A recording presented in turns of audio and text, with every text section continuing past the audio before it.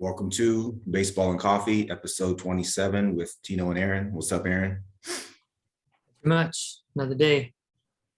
Another day, another dollar. Hopefully more than one. The day of baseball is more what I was more referring to. Right. But yeah. Cool. This week, we're going to go over, share a little coffee story, TGFBI update, our Fantrax weekend review. We're going to talk about our preseason second base rankings and our current top 10 second base rankings, our top 5 minor league pitchers from the fantasy perspective, some baseball that we're looking forward to in the upcoming rest of the week, little open forum, and potentially open some cards as well. You got a coffee story to share? Yeah, so summer is breaking here in eastern Pennsylvania. So the temperatures have been in the low 90s. So I had my first cold coffee of the summer the other day. I played some golf with a friend, and I stopped at Starbucks on my way home and got a watermelon juice, which is like a great rehydrator, and I got a cold brew with extra ice, which is I like it on the cold side. Mm-hmm. And yeah, I was just really enjoyed it. I like the richer chocolatier flavor of the cold brew prefer that over the lighter bodied, brighter traditional iced coffee. I was going to ask you, do you have a favorite execution of cold coffee? Do you like just traditional iced coffee? Do you like the cold brew, or do you like nitro? So I'm a cold brew guy. We talked a little bit about the Toddy brand cold brew maker. Big believer in that. Used to make huge batches for my coffee shops like that.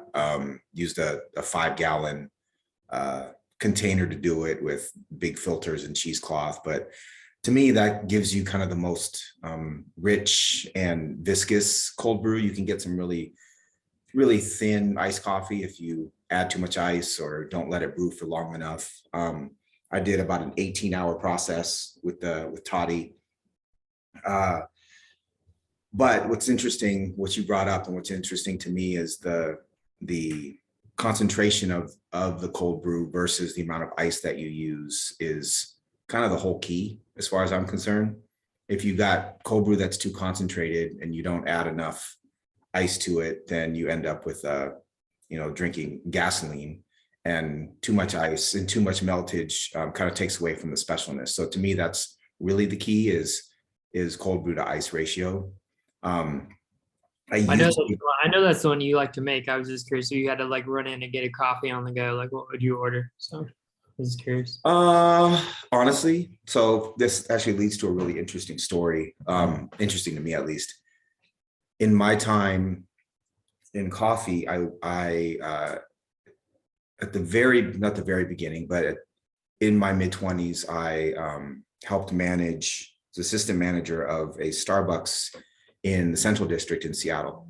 And this is kind of the very beginnings of gentrification in Seattle. And the CD, the Central District, was, historically African-American and Asian-American, and then predominantly African-American.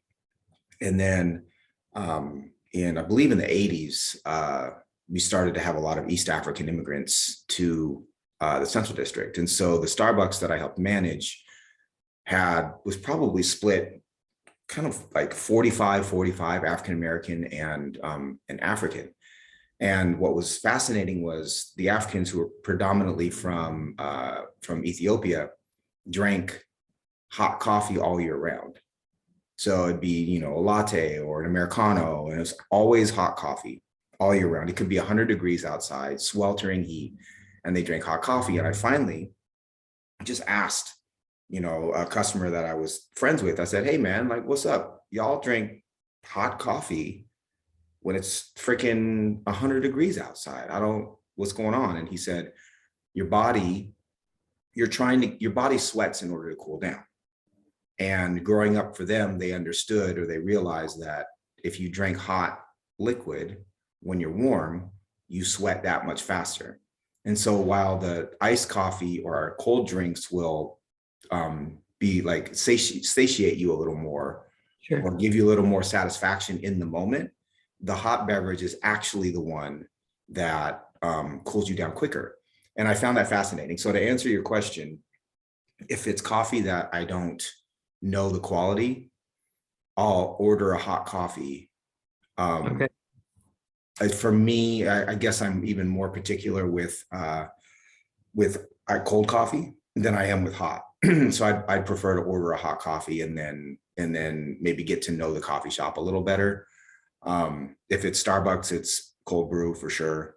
If it's, like a more local, fussy, like, third wave, post third wave sort of coffee shop, I'll ask about process and go from there. And then Got at it. home, it's either hot coffee or toddy for sure. Cool. It's funny because as my coffee story, I just had toddy season, kind of walk through what the plan was. The other thing is I used to love and value African coffees as iced or cold. And my palate has changed. I don't like the high citrus notes from the African coffee in iced coffee anymore. I much prefer chocolate, walnut, cinnamon, caramel, a lot more. And I'm also more inclined to add a little bit of cream to an iced coffee than I am to a hot coffee. But just fun, random stuff. It definitely is that season. Amelia, my daughter, texted me the other day and wanted the recipe for her. I got her brother kind of a cheesecloth sock jar cold brew maker because he really likes cold coffee. And she found it in the cabinet and wanted to make it because it's hot there in Indiana as well. So I gave her the recipe. I had to dig it up. I had it in a notebook, but I had written it out for him. And I sent it to her. I'm waiting to hear back of how it turned out. But it's That's cool. Definitely that time of year. The other thing you made me think of is the size of the ice is also incredibly important to me. I don't like the little tiny crushed ice. I call it taco time ice. Yeah. But yeah, I think the size of the ice is important too. All right, TGFBI, our weekly update. Shall you share where we're at in the standings, or shall I? Why don't you? I have fab results and just hitter and pitcher performance last week. I don't have standings in front of me. So Perfect. So as of last night, we are still in first place. We're building upon our lead. We have 124 points. The second place team has 112.5. We're second in hitting now at 59, and we're second in pitching at 65. The first place pitching team has 65.5, so we're right there. I did not see where we were in the overall. I can pull that up really quickly if you want to share some of the individual results. Yeah, so last week, week 8, we were third in hitting and third in pitching for the week, which reflects our balanced year to date as well, where we're number 2 overall in pitching. And so, yeah, for hitting wise last week, we were 7th in batting average. We hit 259 and 6th in home runs, but we were top 4 in all the other categories. And pitching wise, we were in a 3-way tie for third with 2 saves, and then we were in the top 4 in all the other pitching categories. So just a good balanced week. Individually wise, batting wise, Francisco Lindor really carried the day for us offensively. Yeah, he did. And Manny battled a little bit of elbow soreness over the weekend. Probably had his by far the least productive week and didn't play over the weekend. But Lindor had 2 home runs, 10 runs, 14 RBIs, and a stolen base, and hit 348. And then we got a little catcher production. Both our catchers hit over 250. We got a home run from Cal Raleigh, which anything from us for catcher is just cherry on the top. And average is a place where we are trying to make some gains. So having 2 guys hit over 250, and Bethencourt actually hit 357.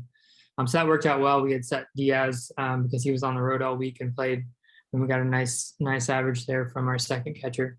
And then just solid weeks, I would say, from Marsh, Peralta, Marte, and Bond. None of them did anything amazing, but they all had good weeks, hit for a good average, contributed in other categories. And then Julio also had a really good week. In addition to Francisco, he was our best hitter with 3 home runs and 2 steals. So really that impact, and he hit 280 as well. So yeah, it was Lindor and Julio carrying the day offensively. What are your thoughts on hitting before I share a little bit about pitching? First thought is, when do we start to get concerned about Kyle Schwarber? Last week, his triple slash was 043, 290, 043, with no homers, no RBIs, and needless to say, no steals. I own him or roster him in our home league as well. And so he's a player who, his OPS and home run production continues to be pretty good, but I think there's some holes right now that are being exposed. And so he makes me a little nervous. I don't know that we have the depth to really make changes with Schwarber or sit him until he produces, but he's one that I'm keeping an eye on. Yes, to your point, we did get carried by Julio and Lindor. Machado was slumping. Acuna, as you said, had 4 RBIs and a steal, but he didn't hit very well. Julio's just starting. We'll talk a little bit more about him later, but he's really starting to hit. His slug last week was 680. But overall, I think we have enough depth that we can weather the storm when some of our stars aren't performing, and that's shown in our second place in hitting right now. So I just looked up where we are in the overall. Do you have any idea where we are in the overall? 8 to 12 range. We are 8th, right in front of Al Melchior, names like Todd Zola, any of the kind of podcast folks and folks in our industry that we listen to. We're actually above all the ones that Paul Spore's 82. I'm just kind of scrolling down. So we're up there with everybody, Mike Gianella. So it's pretty cool to see our name all the way up at 8th. And whether we stay there or no matter where we go, to me, we're at the quarter pole of the season. It's pretty darn cool to be in the top 10 of TGFBI. Super awesome. Yeah, it's great. Mm-hmm. So pitching wise, we were really carried by 2 start weeks from Tyler Anderson and Marcus Stroman. Tyler Anderson being the superior of the two, but both of them pitched really well. Anderson had 14 strikeouts, 2 wins, gave up no runs over his starts, 0.79 whip. And then Stroman gave us 12 innings with 10 strikeouts, a win, 1.5 ERA, and a sub-1 whip. We just got 2 saves last week from Bednar and Barlow on our other starters. Verlander had a poor performance. Nola did well, as a 10 strikeout game, but just, 1 outing. So good to see him get that swing and miss that we know we can get with the secondaries. But my one question, you questioned about Schwarber, which I think is fair. I think what gives me a little bit of confidence if we need to sit him for a while is both Marte and Vaughn are outfield eligible. So that does give us some flexibility where we could flip Marte from middle or Vaughn from util into the outfield. And it really gives us some flexibility in terms of, doesn't necessarily have to be an outfielder for outfielder switch with Schwarber. Right. If we want to try to give him some time to figure it out. But I do believe, with his plate approach that, he will get hot. He is a streaky guy, but yeah, maybe it's time that we consider, giving him a break. If he doesn't show signs. My question was more about the Giants, having Ruff and Duvall and just watching the Giants. I've had a chance to watch a couple of their games recently. I've found I'm questioning my own bias. I'm thinking of them really highly. I have thought of them that way all preseason, valuing their players as such. I'm just starting to question, how real was last year? Are they really going to be as good as they were, having stakes in bullpen pieces like Duvall or Brebbia in our dynasty league? Are this going to be as valuable, as we perceived? Certainly I'm not, don't want to move off Duvall. He's too good. Right. And closers with the role are too valuable. It's more just questioning, do we need to manage expectations of what the Giants are this year? Because we definitely have. Yeah, I think that's the best way to put it is to manage expectations. I think that riding their hot streaks is something we can do. A player like Ruff or Wade, I think riding the hot streaks, but not being afraid to cut bait if need be. I don't know that any of their pieces are really cornerstones, right? We see Crawford as a sub 700 OPS right now. Ruff, I think, is is obviously you can confidently play him against left-handers, and he showed the ability to hit right-handers last year, but he's regressed a little bit. So to your point, I trust their process in terms of getting the most out of players, in the same way that I might the Dodgers and, Indians pitching, and, the Rays, how we always talk about it. But they're not, I think that they are secondary pieces to our roster, and fungible if they start to, if they have a couple of bad weeks, not be afraid to cut bait. I do think that digging a little deeper, that our decision with Darren Ruff, that was based on where he was hitting in that lineup, was the right one. And so approaching each of them individually, but not being afraid to move on to the next player is probably prudent with regards to the Giants. Yeah, it's interesting. I was just thinking, hitting wise on their team, who would I really value in a redraft league just for 2022? Like who really carries the banner for a team that we think of, or at least I have thought of, and I think we think of highly. Outside of Brandon Belt, when he's on the field, I couldn't really think of anyone who's really a impact bat. Right. I would have it. Longoria, maybe. If Longoria, if he's maybe a bottom, kind of a low end third base starter in a 12-team league, if he's healthy and if he's playing. Belt, potentially. I think Crawford, because of the lack of depth at shortstop, Crawford is a back end starter, maybe, if you like him. But yeah, to your point, Wilmer Flores is a utility guy, plays a bunch of positions, above 700 OPS, which I assume is probably good for like a 110 WRC plus. But yeah, you're betting on Wade doing what he did last year. I think Bart probably has a positive or above 100 WRC plus as well. I can look that up. But yeah, they're not a team of, they're better as a sum of its parts, right? Which doesn't help us in fantasy. Yeah, it's you think of a 100-win team, and don't think they're going to be at it this year again, but they were last year. And it's just interesting to look up and down, and there's really not anyone who's a standout. And I associate team success as fantasy success, and they're kind of breaking the mold with that. So fab wise, from my perspective, is another frustrating week. We are in a position with Jordan Hicks potentially going to the bullpen and also dealing with barking elbow. And then we had 4 catchers who were able to try to get some more hitting depth. Placed bids on Royce Lewis, who was called back up, Edwin Rios, who's batting 5th, Dodgers with Muncy on the IL, Tyrone Taylor, who's playing more with I was going to say Freeman, that's not his name. The big 6'7" outfielder Renfroe on the IL. Tried to get another hitter, lost out on all those guys. We ended up with Jamer Candelario, who's been cut and picked up multiple times in our league. I like Jamer as a hitter, but he's not having a very good year and doesn't bring a lot of pop, but he just got in the middle of the order. So we got him as a depth piece. And then pitching wise, we ended up with Tyler Wells, who missed out on Glenn Otto. And I also tried to stash Luis Patino for us to be ahead of his return, and placed a dollar bid on him. And another team also placed a dollar bid, and somehow we lost that. So that was also frustrating. So just continue to honestly be just fab each week is kind of a punch in the gut. What was the winning bid on Otto? And what did we bid? The winning bid was 11. We bid 7. Got it. I like him.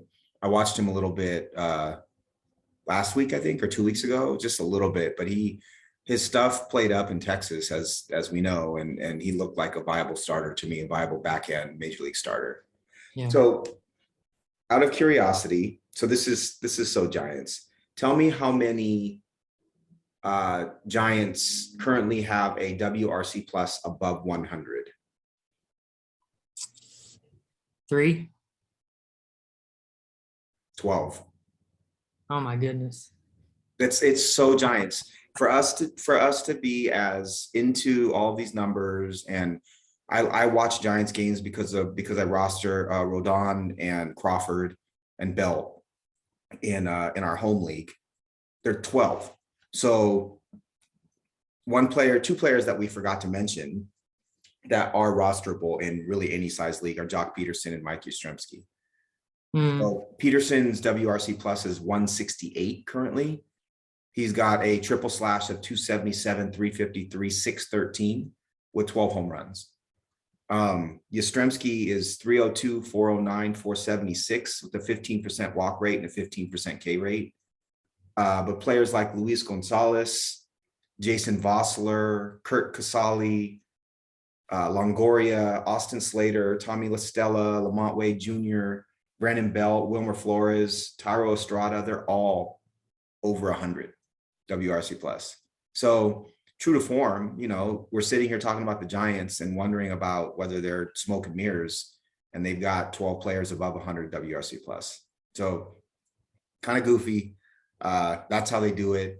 A bunch of cast offs from other teams that they somehow, perform some black magic, and they've got them out there performing.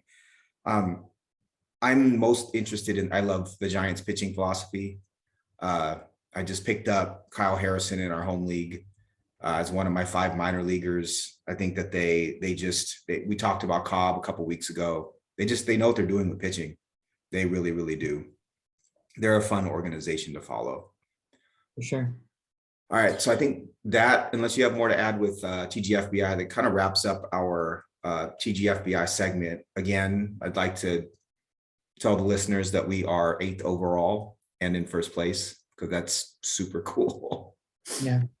I did have one other thing that I think might be compelling just to share. We don't have to dwell on it, but you and I had a decision this week in terms of starting a potential 2-start Tyler Wells. He had Boston yesterday, or Monday, pardon me, and he gets Cleveland this weekend. Mhm. But we would have had to set Stroman and Anderson, who we just talked about in our recap. Both pitched really well for us last week and have been regular parts of our rotation outside of when Stroman was out with his illness. We ultimately kept our starters in and we left Wells on the bench. I think I'd just be interested to hear your perspective on what your thought process was on that. And then I can respond if there's anything that sticks out to me, because I think I think there's a clamor to go for those guys who have 2 starts in this kind of format. Mhm. And like when to lean into that and when to stay with the guys who maybe are core parts of your team, but only have 1 starter. Maybe their matchup could be viewed as unfavorable, like what your thought process was and what we think about that. I think it's, at least the way I approach it, is it has more to do with what the rest of your team looks like than applying a strict formula. I'm always, some people say I'm always going to start the 2-start pitcher, right? Right. I think starting the 2-start pitcher, if you don't have depth in your starting rotation, makes a lot of sense, right? You're trying to volume the other teams to death, and you just need to pile up statistics. I think for us, with Nola and Gilbert giving us, 6+ innings every single start, and pitchers like Cease and Verlander. Cease is more of a 5-inning starter currently, but Verlander's consistently going 6 and 7 innings. Tyler Anderson is giving us quality innings. At that point, there's no real need for us to pitch an inferior 2-start pitcher. We're not looking for more innings. We have more depth than any other rotation in the league does, right? So at that point, I'm more worried about, Tyler Wells pitching 2 starts and bringing down some of our numbers than I am him giving us volume. So there's that point. So which would lead me to wanting Stroman and Anderson as opposed to Wells. The other point that I would make is, and this about me, I tend to be try to go quality over quantity. If I am going to go quantity in any league, really, if I am going to go quantity, it's good quantity, right? It's adding an 8th starter who might be a 5th starter on another team. And so that's always been my approach. I think that I probably could stand to look for 2 starters a little bit more than I do, but I tend to fall on the side of less is better if you have quality above those players. How about you? Well said. Yeah. I mean, I think it's one of those instances where I think our collaboration serves me because I can think myself into a corner. I think especially for me, the talent is first, but Stroman has the Cardinals and Anderson has the Mets, and those are 2 lineups I respect quite a bit. Mhm. So I think that's where the process really gets put to the test of when you have a really tough matchup. It makes it a little easier to want to, push them to the bench. Right, But ultimately, I'm also a big believer in play your guys. right, Baseball is an unpredictable game, and trying to predict what will happen based on what has happened is has a pretty high failure rate in my opinion. right, Again, I think it was a situation where again our collaboration helped kind of me go with where I was leaning. So I was appreciative of that. right. Well, in a situation like Stroman, he now has Andrelton Simmons behind him at sure. He's a huge ground ball pitcher. Yeah, He's got a pretty outstanding defense behind him. The Cubs built an old school team with, really good defense and valuing ground ball pitchers, which is why they targeted Stroman in the offseason. And so whether Stroman is pitching in Chicago at home with a good defense behind him or in St. Louis, which is a huge pitcher's park, I think in either situation, despite the fact that the Cardinals offense is really humming right now, I think that Stroman is a good play either way. yeah, He could also he's the type of pitcher that can play on the aggression of the other team and get them to hit ground balls over and over again. And I think the Cardinals fall in that bucket of as being a pretty aggressive team at times swinging the bat. So the Stroman matchup I like. I think Anderson, we ride the wave until he's gone through the National League a couple more times. I know he pitched in Pittsburgh and they have a little bit of a book on him, but I haven't dug into Anderson enough to know whether he's changed much with his stuff. But watching him, as I said in previous podcasts, watching him with the Mariners last year, even he was seen as a fifth starter swingman that we traded for kind of towards the deadline. And the reality is he's better than that. I think he's a middle of the rotation starter given opportunity. And with the Dodgers, shoot, they turn mediocre pitchers into viable rotation starters. So we'll see. We can talk it to death and outthink it, but when push comes to shove, going with the talent, I think is the right thing to do. Well, he has a top 5 pitch by run value in his changeup. Mm-hmm. So he's more than just a command guy. He legit has again a top 5 run value pitch in his changeup. How often is he throwing it? Has that percentage gone up?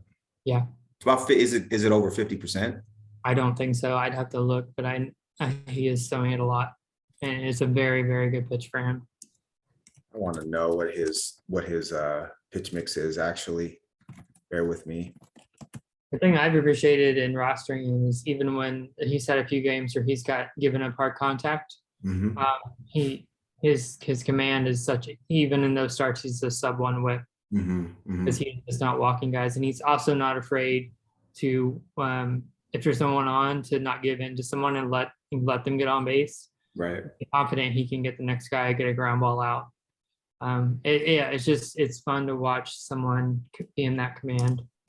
So his changeup usage has gone up this year with the Dodgers. Last year, he threw fastball 47.6% of the time. This year, he's reduced that to 40.8. So fastball usage is down about 7%, and changeup usage is up about 7%. So yeah, absolutely. They've changed him up a little bit as far as usage goes. And then movement wise, I guess let's see. So inches of drop on the changeup this year is 33.8. Last year it was 28.2.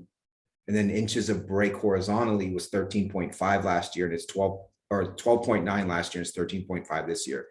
So they've slowed the changeup down by 1.7 miles an hour, but it's moving quite a bit more than it did last year. So yeah, it's an outstanding pitch. So we're going to take a quick break, and we will be back with our Fantrax weekend review. All right, Aaron, how's your Fantrax week? It was good. I had a tough matchup. We had a double matchup week. I got matched up with someone who had a really good week. He was tied for third in hits and tied for first in home runs. So his lineup really mashed. So that was a real challenge. I had had a couple favorable matchups last couple weeks. I kind of felt, I was going to balance out, and that certainly happened. But pitching wise and speed wise, the team speed that I've been able to build has continued on, and my pitching continued to be really good, and that was able to get me a split in that matchup. And then I won my other matchup 11-3. Was able to win hits, home runs, RBIs, and steals on the hitting side, and take the hitting side 4-3, and I swept the pitching side. So again, pitching wise for the week was 13-1 across both matchups, and then hitting wise 1-6 and 4-3. Yeah, just should add real quick. I'm sorry, we should add real quick that you're currently in first and I'm currently in second, and this is our 16 team head-to-head league. Sorry about that. No, it's all good. Yeah, so overall it was a winning week. These double matchup weeks I'm not sure how many leagues utilize that, but those are critical, that you find a way to compete, scratch out as many as you can, because it's just an opportunity. For what I found is if you don't do that, if you have a losing week, it gives the opportunity for people they can gain a lot of ground. And so being in the top 3 or 4, top 6 make the playoffs, those weeks are just important that you don't give away a lot of ground. So it was just really pleased with my pitching. And again, the team speed, I won steals across and led the league in steals last week. I'm up to 3rd in the league in steals. And that's become a category that I'm relying on each week. So I went 16-9-3 overall. So in one matchup, it was 9-4-1. The other matchup was 7-5-2. I think the best way to put it is I feel incredibly fortunate to have won this week. I, like you, try to just pile up winning weeks and hope for the best. My team overall hit 196 this week, and I got a total of 39 hits from my team, 21 runs, which, if you do the math, obviously works out to 3 runs per game from my fantasy team. 7 home runs, 21 RBIs, which again is 3 RBIs per day, and only 3 steals, and 585 OPS. Pitching was okay. I got 69 strikeouts, which is a pretty decent total in a head-to-head 16 team head-to-head league. 3.65 ERA, 1.232 WHIP, which is not good. And I went 6-3, 3 saves, 4 holds. But when I read through some of the performances on my team, I'm just like, again, I'm really thankful that I was able to scratch out a series victory, because Schwarber went 1-for-21 with a 278 OPS. Profar 2-for-13 with the 308 OPS. Wong 4-for-22. Moncada 0-for-9.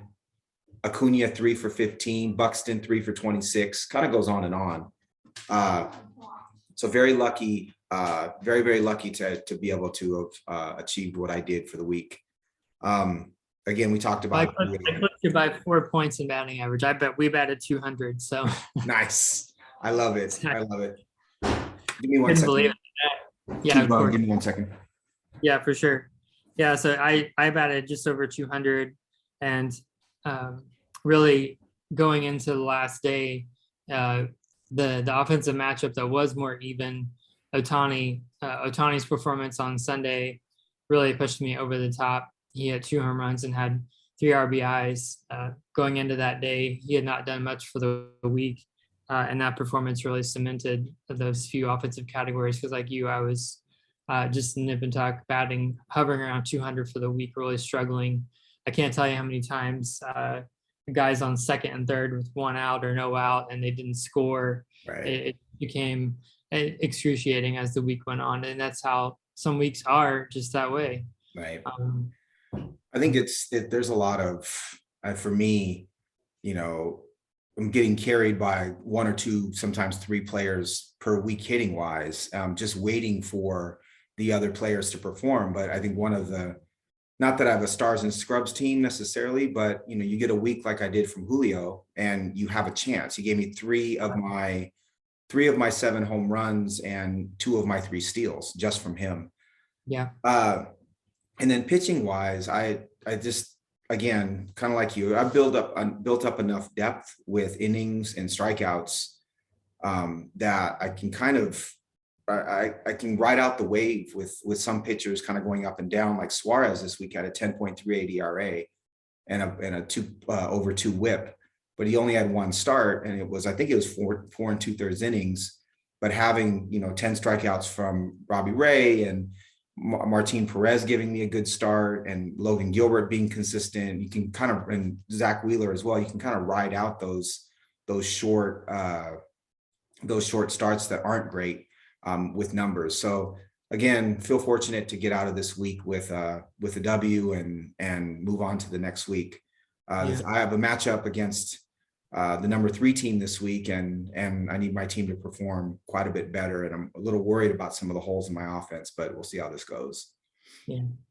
2 players for me that posted 1,000 OPS that are encouraging signs are Votto and Cabrian. Both had over 1,000 OPS. Neither of them filled necessarily categorically. They each had just 1 home run, and then Cabrian had a steal. But just to see those guys post that OPS, they're both guys I'm invested in heavily. And if I'm going to have a chance in the long term, they're guys that I'm going to be needing. So that was encouraging. And then pitching wise for me, really got some great performances from my bullpen, or just great outcomes. I had 4 wins from Brebbia and Simber, which can be understated. And really that just comes from, it's rewarding because a lot of the work that we've talked about and that I've done is just understanding usage and also having guys on winning teams. So those guys are getting those wins because they're in leverage spots late in games, and their teams come back and are competitive and come back and win the game. That's how I was able to get those wins. So while neither of them posted a lot of strikeouts, and Simber also had 1 hold, I mean, that was really huge for me to get 4 wins, because one of my opponents had 14 starters for the week. Holy smokes. Yeah. 14. So to be able to withstand that type of volume and still win strikeouts and win wins, it was understated. And then really we already talked about Tyler Anderson. I roster him as well. But the other standout was Sandy Alcantara. Had another fantastic start. 14 strikeouts, half WHIP, gave up 1 run in 1 inning. It's just fantastic. And I think if he was a louder personality or played in a different market, we'd be hearing a lot more about what he's doing. But I just a huge fan of him, and just really rewarding to have a chance to roster him. And then just workmanlike performances across the line from Bueller. Cobb gave me 8 strikeouts on Sunday, who I acquired during the week. Musgrove didn't have his best start, but again, workmanlike. And Ashby and Contreras, 2 of the younger pitchers, who I'm counting on for years to come, had good, solid outings this week as well. So yeah, just really like the staff that I have, and hoping I can stay as healthy as possible. What do you see from Alcantara that's changed? Well, what I looked at this week, we talked about his slider last time he faced Atlanta. He really leaned in on his slider quite a bit. That was a astute point on your part. This time out, he changed just a little bit. He almost was actually very even across all of his pitches. His percentages were 27, 26, 25, and 22 between the slider, change, sinker, and 4-seam. So he was basically mixing his pitches basically evenly. And he had over a 50% whiff rate on 3 of the 4. The only one he doesn't get whiffs on is his sinker, which that's normal for him. But overall, he had 27 whiffs on the outing and a 45% swing and miss rate. He was just working the zone with velocity and keeping them off balance. And he's really fun to watch and really fun to own. So I think a tangential question for you, and I've got some thoughts on it as well. I wonder if as we move out of this era of pitching, meaning, throw at max effort, every pitch, throw for 4 innings, allows for a fastball slider pitcher to play and thrive. I wonder if we see, as the pitch clock is instituted and hitters start to figure out how to hit the 2-pitch pitcher, if we start to see pitchers trying to do more of what Alcantara did last start, which is have a 3 and 4 pitch mix the way that they used to. and throw each pitch equally, and trying to keep you using deception and the ability to keep hitters off balance, like unpredictability, to perform well, as opposed to pure stuff. I do think we're kind of on the cusp of that happening, and those pitchers that are more well-rounded and have the ability to throw multiple pitches for strikes, I think are going to start to thrive quite a bit more. And we'll see some of the those two-pitch pitchers go back to relief roles. That's my opinion. What do you think about that? No, I agree. And because I mean, guys are just not going to be able to take as much time. And I think pacing and just pitchability is going to be more important. It's going to be more emphasized, more important than velocity and max effort. And just pure swing, you're going to have to get outs different ways. And yeah, and seeing teams multiple times, you know, they're going to get, if you have one pitch or something that you can't throw for strikes. And something I've also noticed is just how many guys rely on chases out of the zone to get strikeouts. So to really being able to locate your pitches is also really important. That's something that, you know, Ashby is having to learn on the fly, but as he's just showing more and more signs of being able to do that. Right. So, I remember Greg Maddux said that the key for him was making strikes look like balls and balls look like strikes. And so there was a lot of the horizontal movement that he had, like on his two seam and on his changeup, and it's a very, very, very different approach to pitching than what we see now, which is, you know, take Matt Brash as the most extreme example in my mind, is literally just throw it down the middle and let the velocity and movement take care of itself. And I personally hope that we're moving more towards that Maddux model, and that a start like Alcantara can show major league pitchers that it's not about muscling the other player, although he does throw, 98. It's not about muscling the other, the hitter, as much as it is, trying to get them to not know what's coming next and be able to locate. But an exciting development for me. And it made me think, when you read off the percentages of the pitch mix, it's like, shoot, there's a reason why he had 14 strikeouts, right? It's not just the power sinker and the amazing stuff. It's the fact that he's becoming a pitcher as opposed to just a thrower. I love it. I think it's great. And I hope that other pitchers kind of see that. And it's actually become something that we talked about this, started to value quite a bit more in young pitchers coming up. So George Kirby, who had a great outing yesterday against the Orioles, is a great example of a pitcher who has 3 pitches and great command. And I think over the long haul, those are the pitchers that you want to roster on your team, as opposed to the flamethrower that has the great fastball and great slider, but not a ton else. Yeah. So we can move on to transactions in Fantrax. Did you have any transactions of significance or anything you wanted to discuss? I don't think it's anything too value add. I had to drop a couple of players, just players coming back off the IL, as well as acquiring Alex Cobb. I had to make some decisions about cuts. So I let a prospect go, Brooks Lee, who's going to be drafted this summer. And then Hassan Kim, I drafted, who was my backup second baseman and third baseman. So I dropped him. His confidence at the plate is really wavering right now. And I have other players who can back up that spot who are more productive. So it's hard for me to drop a player who I believe is a good hitter, and who I believe can come out of it. But ultimately, you got to go with the positional depth that's going to help you win. And I just don't like the way he's seeing the ball right now. Right. I had to drop him, and it wasn't this way about his performance. I would have held him if I could. It's just we only have so many spots, and with Votto coming off the IL, and again acquiring Cobb, and then Ronzi being moved to the rotation, I'm able to taxi Torkelson and Ronzi, but there are days where I need that extra spot, so I had to make a couple tough cuts. But that's just roster management, nothing too exciting. Right. So the Cobb trade was between you and I, and it was for a 1-round upgrade. I like Alex Cobb, as I talked about previously, but roster a number of starters and felt like it was the right move to make. the two moves of interest that I made were I cut Matt Brash, who is in AAA Tacoma right now for the Mariners and has blown up a couple times as a reliever. And so I don't know that they're going to have the confidence to bring him up right away. He might be a good pickup in the stretch, down the stretch, but as of right now, I think he's a little bit, his confidence is a little rattled. So I cut him and picked up Kyle Harrison, left-handed starter for AA Giants, somebody who I love, we'll talk about later.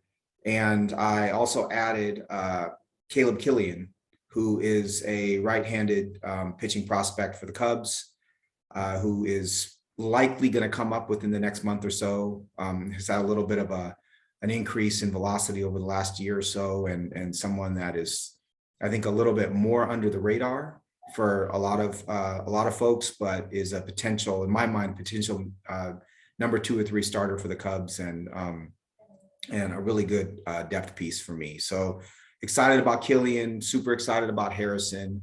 Didn't do a whole lot else.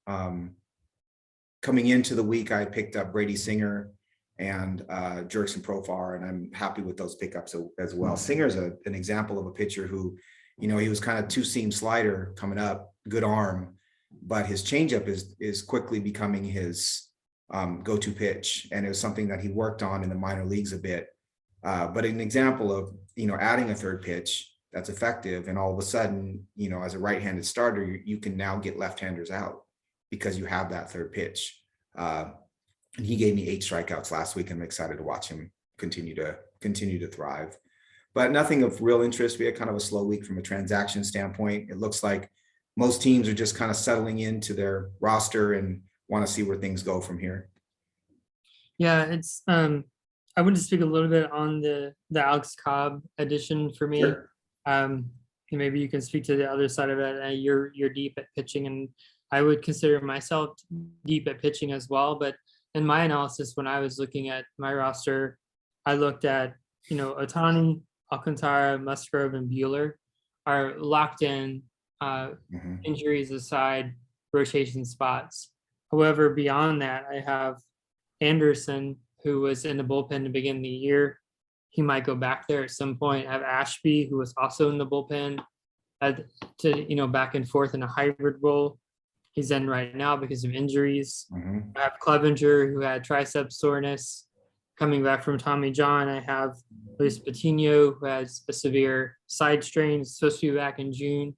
Don't really know. And we have Contreras. I have Ronzi, who's Pittsburgh has brought up, but may not keep up. They're going to manage his innings very closely. Right. So knowing that we have to start 6 pitchers, knowing that I have great depth on paper, I also felt like I had enough question marks where I can't get complacent and not seize the opportunity to try to add a good pitcher. Right.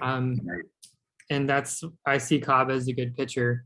Everybody who's read about him recently has been in the news as someone who's been unlucky based on his results. But when I disregard that noise, I see a 21.3% K-minus BB, and he's 3rd in ground ball rate at 63.8%. Only trailing Valdez and Ashby. And so, as we talked about, the ability to get swing and miss and keep the ball on the ground is our skills that we value highly in fantasy. So, it was just an opportunity to get someone I believe is a skilled pitcher at an affordable cost and give me depth in case some of these other situations don't shake out. I don't find myself with 5 starters all of a sudden, because while I have 9 on paper right now, that could easily change based on injury, or again, these roles, a lot of the guys I have are in fluid roles and have been very valuable, but that fluidity could very well come to fruition again. So that was my thinking of why I continue to add. I think one of the things we've talked about with pitching is you can never have enough. Right. I think with Cobb, I think Cobb is such a great example of process and underlying metrics over statistics to understand who the player actually is, right? So Alex Cobb was on the waiver wire. Someone had gotten fed up with his previous 2 starts, and it looked like a rage cut almost to me, because as you start to examine him, you see the increased velocity, you see that currently he has 47 strikeouts and 37 and 2/3 innings. He's been incredibly unlucky with batted balls. As you pointed out, he's the third highest ground ball rate, of starting pitchers. So you're already getting, you have an unlucky pitcher in a big park with a decent defense behind him has 47 strikeouts and 37 and 2/3 innings. To me, that all says that as he begins to regress back to the mean, or I guess progress to the mean, if you want to call it that, you have a quality middle of the rotation starter for fantasy who was sitting on the wire. Yeah, I picked him up and I got a 1-round upgrade for him, but realistically, there's probably, I think, 10 teams that would have benefited from picking up Alex Cobb. I was stunned to see him on the wire, and I was stunned that no one was taking any of my trade offers for him. I think that was a good deal for you. And actually, interestingly, if there are times where I debate whether to make trades with the teams that I feel like I'm most competitive with. And so obviously you and I are first and second, or second and first in our league right now. Sometimes I'll make offers on players that are to, say 8 other teams, but not to the teams that I feel most competitive with, because I don't want them to roster that player. Do you think about who you're trading with as far as giving competitors players that you like, or are you pretty straightforward across the board, just looking to improve your team and moving from there? Yeah, I tend to look at where they stand in the standings in certain categories and see, if I'm shopping someone. So for example, I've been actively shopping. So before I cut Kim and Lee, I was actively shopping Mateo and Christian Walker, because those are 2 players who I felt, one is Walker has 12 home runs, Mateo has 14 steals. So I was specifically looking at teams in the standings who were low on home runs and low on steals, and actively sending them offers for mild pickup grades, because I thought they would be able to utilize those players to impact a category where, based on the season performance, they are lacking. So that's more my approach. I will also not hesitate to reach out to someone directly. Through conversations, I kind of have a feel for which players like certain teams, which players have certain players that they have a history with or like. And so there's a potential, and that just comes from being in a home league where you have that history. Right. That tends to be what drives my interactions, or drives my offers, and less so the standings. I wonder if every manager, myself included, I speaking specifically for myself, looks at where they rank amongst the other teams in specific categories and tries to improve those categories, or if they look at this specific player that they would be replacing at that position, or some combination of both. I think in best case scenarios, you're looking at both, right? Right. But I do wonder if, because for me, I'll look at who that player is replacing, right? If I'm going to trade Kyle Schwarber, right? Who's Kyle Schwarber going to replace on manager X's team or roster? Is Kyle Schwarber a better player currently? Is Kyle Schwarber potentially a better player down the road? If they're sitting on Pete Alonso and they've got, I don't know, Ronald Acuna as their utility outfielder, they're not going to want Schwarber. They're not going to need him. Right. That's what I tend to look at.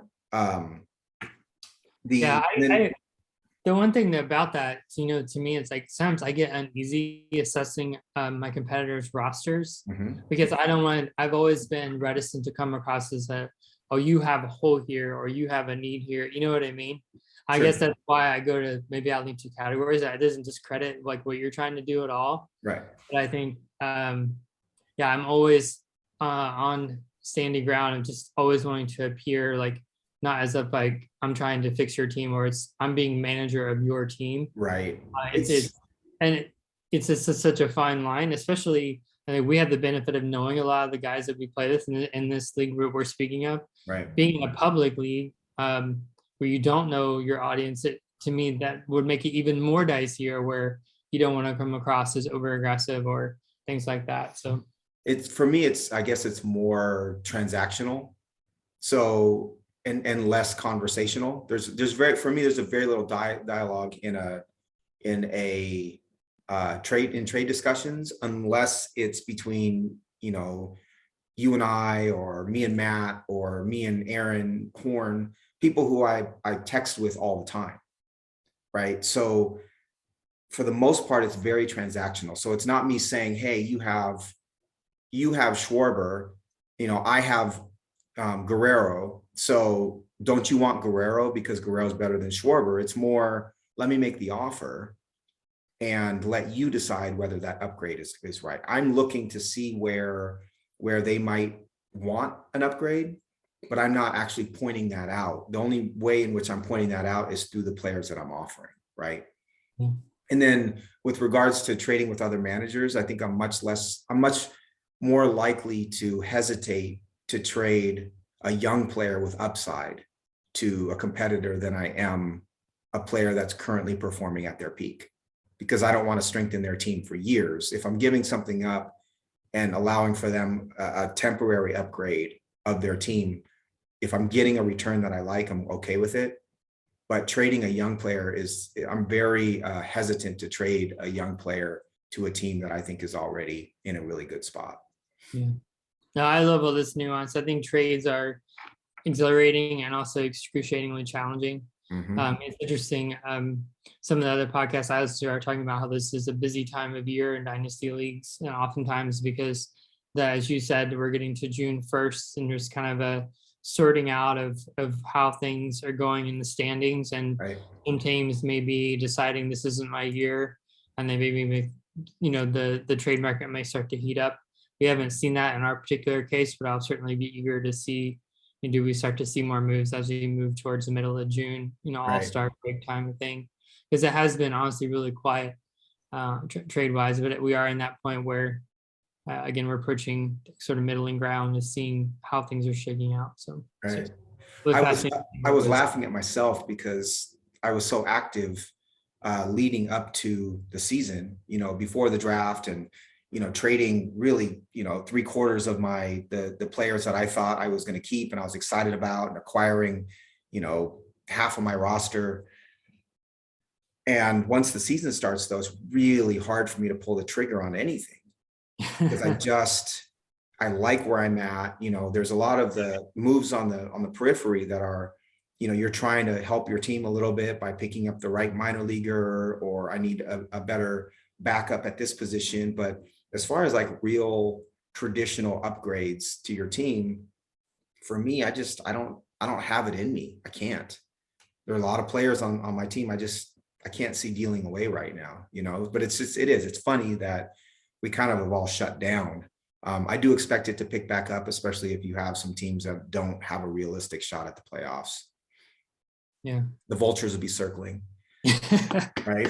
Yeah, it's interesting you have that self-observation, because I've intentionally had a opposite approach when it comes to claims. I am trying to be very restrained with my claims, because in the past I've used them too frequently and churned too much early in the season and cut players who I should have held, and vice versa. Trying to be a lot more measured with my claims, but I'm also trying to be much more active and like trying to reach players and acquire players via trade and things like that, instead of going to the waiver wire. Not with much success so far. But yeah, just making that cut or making that claim, trying to be really intentional when I'm doing that. Right. I've been thinking about that because we've brought it up the last couple of weeks, kind of hoarding your claims, or getting people to throw claims into trades and things like that. I think both of us like to apply standard formula to try to solve a problem, right? The problem being that we run out of waiver claims at the end of the year. And it's interesting to me because I'm 60% in that camp of like, save your claims, make sure you don't spend them all and you have too much churn at the beginning of the year because you lack flexibility at the end of the year if you do it. But also part of me feels like if there's opportunity to really jump on a player like an Alex Cobb, you can't be afraid to go out and claim that player, right? Or are you hesitant to make a clear upgrade with a claim because you're hoarding that waiver pickup, Like, and you lose ground in the standings because you weren't willing to pick up a Jurickson Profar, right? Because you were saving that claim for down the road. Some of that thinking for me would be, do I need to be picking up Kyle Harrison and Caleb Killian right now? My thought process was, I think Harrison is, you'll see when we do our top 5 minor league starting pitcher rankings, he's a top 5 minor league starter for me right now in an organization that is, really incredible at developing pitching. And so before he becomes a, top 20 prospect, top 10 prospect in Major League Baseball, and everybody wants to have him, I wanted to use a claim. So I think there's balance. And I think having a formula is smart, but having the ability to flex off of that formula in general is always really, really important. yeah. Yeah, I think it's two other thoughts for me. One is it's not always about that. It's also about the cut. And wanting to make sure that the cut is aligned with a firm decision or observation and not just churn for churn's sake or shiny, not the shiny new toy, but the devil that you don't know is lesser than the one that you know. Right. The player that's underperforming and disappointing you is less appealing than the guy who's, maybe performing on the surface stat level better. Just trying to be more measured there. Mm-hmm. Another thing I've been thinking about, mostly because it's been such a challenge with TGFBI, is what if our dynasty league was fab? Right. What if instead of number of picks, it was dollars? And how, would we have teams, would the same teams that are leading the league in terms of claims used have the least amount of money? Right. Or would their bidding strategy be to make more lower cost bids, whereas other teams maybe would only go in and spend a higher dollar amount when they really wanted someone? And like how that dynamic might change. And that's just, my mind is in that space because, again, I'm treating the picks this year like capital, kind of like money in a sense, trying not to run out. And then also going through this experience with TGFBI where doing fab on a weekly basis the first time in fantasy baseball and having it be so challenging. I can't help. I've just started to marry those two in my mind of like, what would it be like if this league were operating on a budget? So my old home we're going that way, so it's just idle talk, but it's interesting. No, it's interesting, and I think it applies to multiple formats, right? It's my old Roto league was a 12-team auction league and had fab dollars, and it was interesting. There were people that would blow their budget in the beginning looking for the player that was a little bit of a pop-up and they thought had sustainability, and you had other teams that would just hoard their money for the entire year and then spend it at the end. And I think to your point, I think we would see it normalize kind of similar to where it is in our standard waiver claim style. But to me, it's the mentality is if you need to improve your team, you need to improve your team, right? And so I think injuries, the one thing where you see a difference is I think there's when injuries play a bigger role in increasing some of those individual fab bids. And you can't see that variation amongst waiver claims, right? If we could see that, Aaron Alvis just claimed, 6 different second basemen because his second baseman is out, then we would understand the sense of urgency that you had in picking up a second baseman. Whereas with fab, someone might pay $200 for a random second baseman that you don't think is very good, but it was because they had a hole in the lineup. Right. I also think day-to-day lineup changes versus weekly lineup changes also impacts the sense of urgency with which someone operates in terms of picking players up. But yeah, I think it would be fascinating to have like a budget entering the year and that we do an auction for our non-keepers and then that money comes out of your budget and you carry that over into your waivers right for the year. Like imagine, so like Luis Urias. So instead of you having him with the 14th pick or third, you and I would have been bidding against each other because we both wanted Urias. Right. Like Clay Holmes was the guy that I was really interested in. Would I win an extra dollar? I absolutely would have. But, it's like the draft didn't fall. Or would I wait till the end and take a bunch of dollar relievers? Right. It's yeah, I think it would be, again, not realistic probably for our group, but really interesting to think about. It would certainly add a level of management and complexity that would be a lot of fun, for sure. Cool. So we will take a quick break and we'll be back with our second base rankings. Can't wait to talk about it. It's fascinating. Wow. And we're back with our second base rankings. We're going to run through our preseason top 10 and then talk a little bit about rest of season, what we expect. Do you want to read off your second base rankings 10-1 preseason? Yeah, so 10-1, descending order: Luis Urias, Whit Merrifield, Jake Cronenworth, Brandon Lau, Jorge Polanco, Jose Altuve, Jonathan India, Ketel Marte, Marcus Semien, and Ozzy Albies. Mine were Whit Merrifield, 10, Jorge Polanco, Ketel Marte, Javi Baez, Max Muncy, Brandon Lau at 5, Jose Altuve, Ozzy Albies at 3, Marcus Semien 2, Trey Turner 1. Now, I ranked Turner as a second baseman. I believe you ranked him as a shortstop. Is that correct? Yes. Yeah. What would you, where were your egregious misses and what are you proud of with your rankings preseason? Yeah. The thing that stuck out in looking at these to me was just, what I remember about our conversation was just how you could really find, depending on your build, different second basemen. And also because of the positional flexibility, you could really find different skill sets to meet different needs. So while there wasn't a lot of top tier talent at second base, I found it to be a position where you could really go a lot of different directions. So I found it to be very deep. Right. And re-looking at this list, yes, there were guys who I had too high on. So, I mean, Jonathan India has been injured all year, so that's been a wash. I was too high on Cronenworth. I had hesitations about having Whit Merrifield at 9, and that's been proven to be correct. Mm-hmm. I had hesitations about having Albies at 1 because of his poor OBP skills, and that's proven. My reservations have been proven true, even though I ranked him 1. I should not have done that. But I can find just as many guys who I had high who have earned that. So Marte, for example, or Polanco being where he was, backing it up. Luis Urias at 10, I feel like was pretty aggressive to put him there.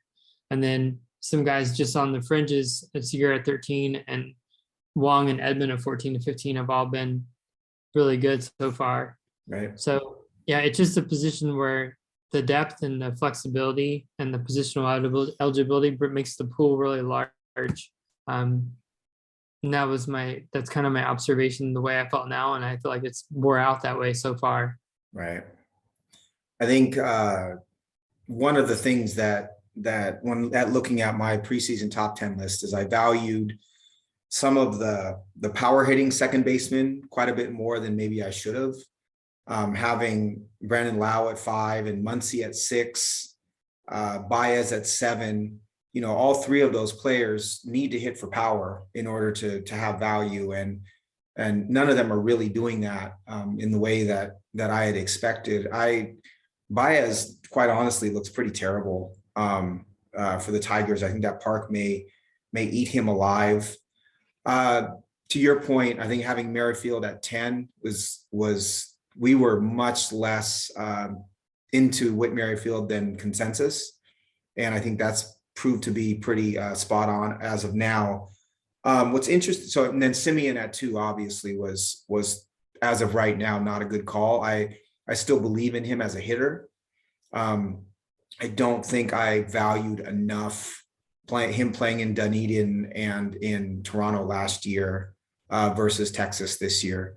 I understood that as a factor going into the season. I underrated how big of a factor that would be.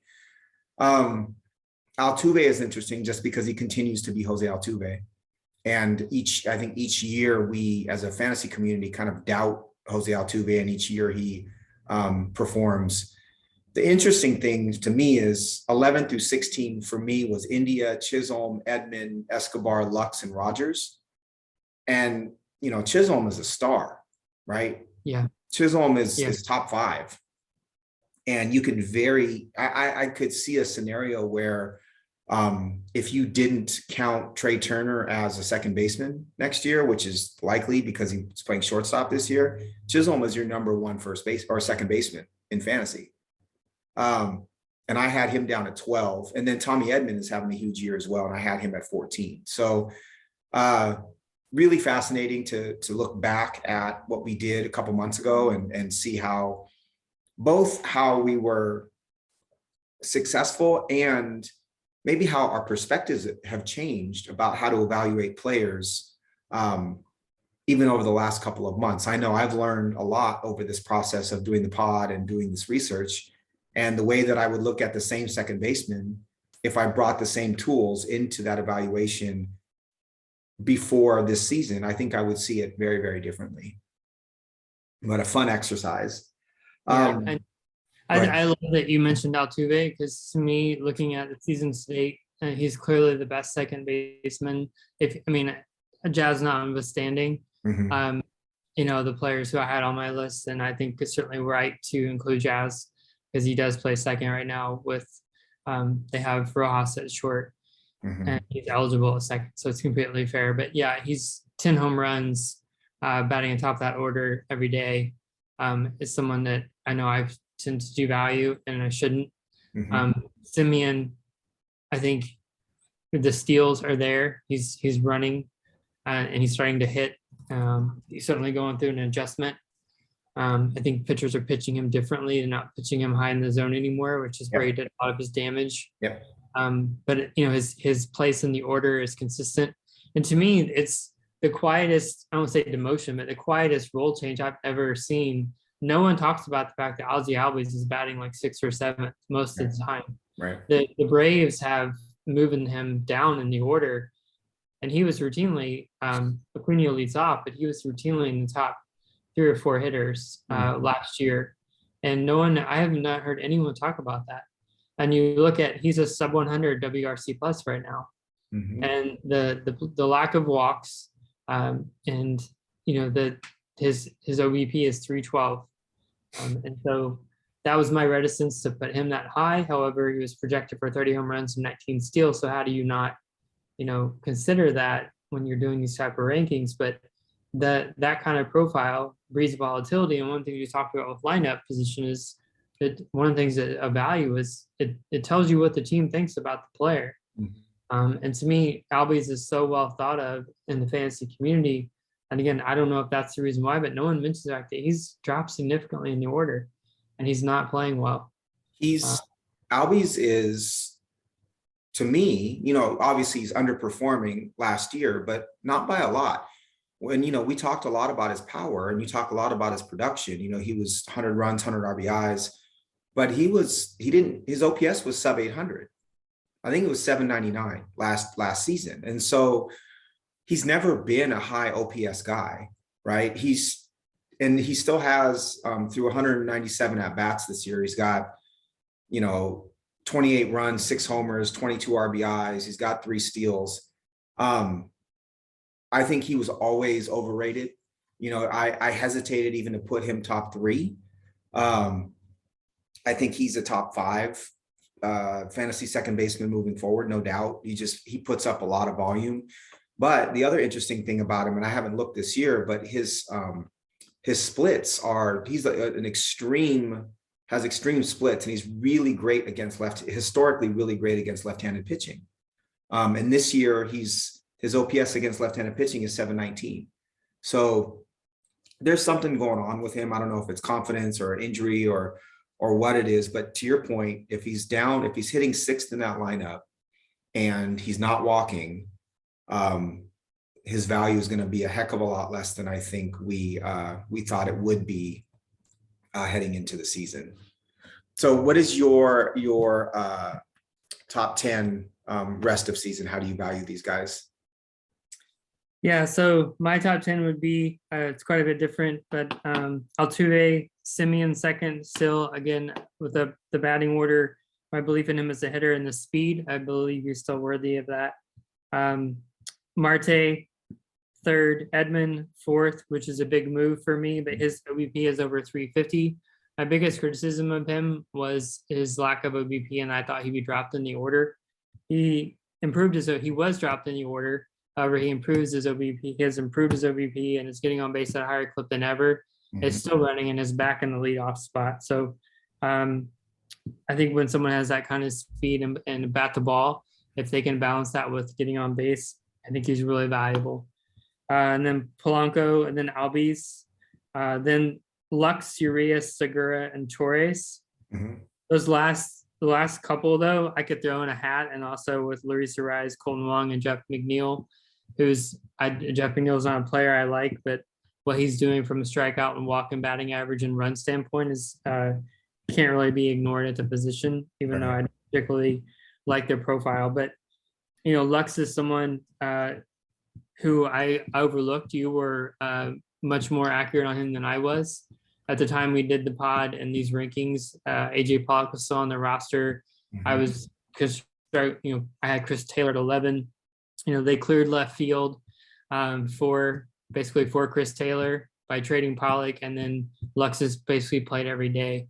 And while his ISO is 0.73, he's batting 263 with a 346 OBP, and he's scored the third most runs at the position, and he has 3 steals. So 17.5% K rate, 11.5% walk rate. If you look at the pedigree, he believes the power is going to start to come. The plate approach is there, and I love the run production and the batting average. To me, he's kind of coming into his own and getting his footing for the first time as a professional. So in that lineup, I think he's really valuable. I love what Luis Urias is doing. So I moved him up a couple spots, and I don't think what Segura is doing can be ignored. He's second in position at steals. He's a batting average asset, and he's in the middle of the order. Torres is a Yankee. I don't particularly love him, but from a power standpoint, he's also improved a lot this year so far, and he has the pedigree that you can buy into that. So I had him at 10. Yeah, just a lot of interesting players. It's a really interesting group. So my rest of season top 10 is, I've got Turner 1, which I assume Turner would be 1 if you rated him as a second baseman. My thinking there is I feel like shortstop was a little easier to fill. And so at the beginning of the season, so if I was a Trey Turner owner, I'd be more inclined to play him at second.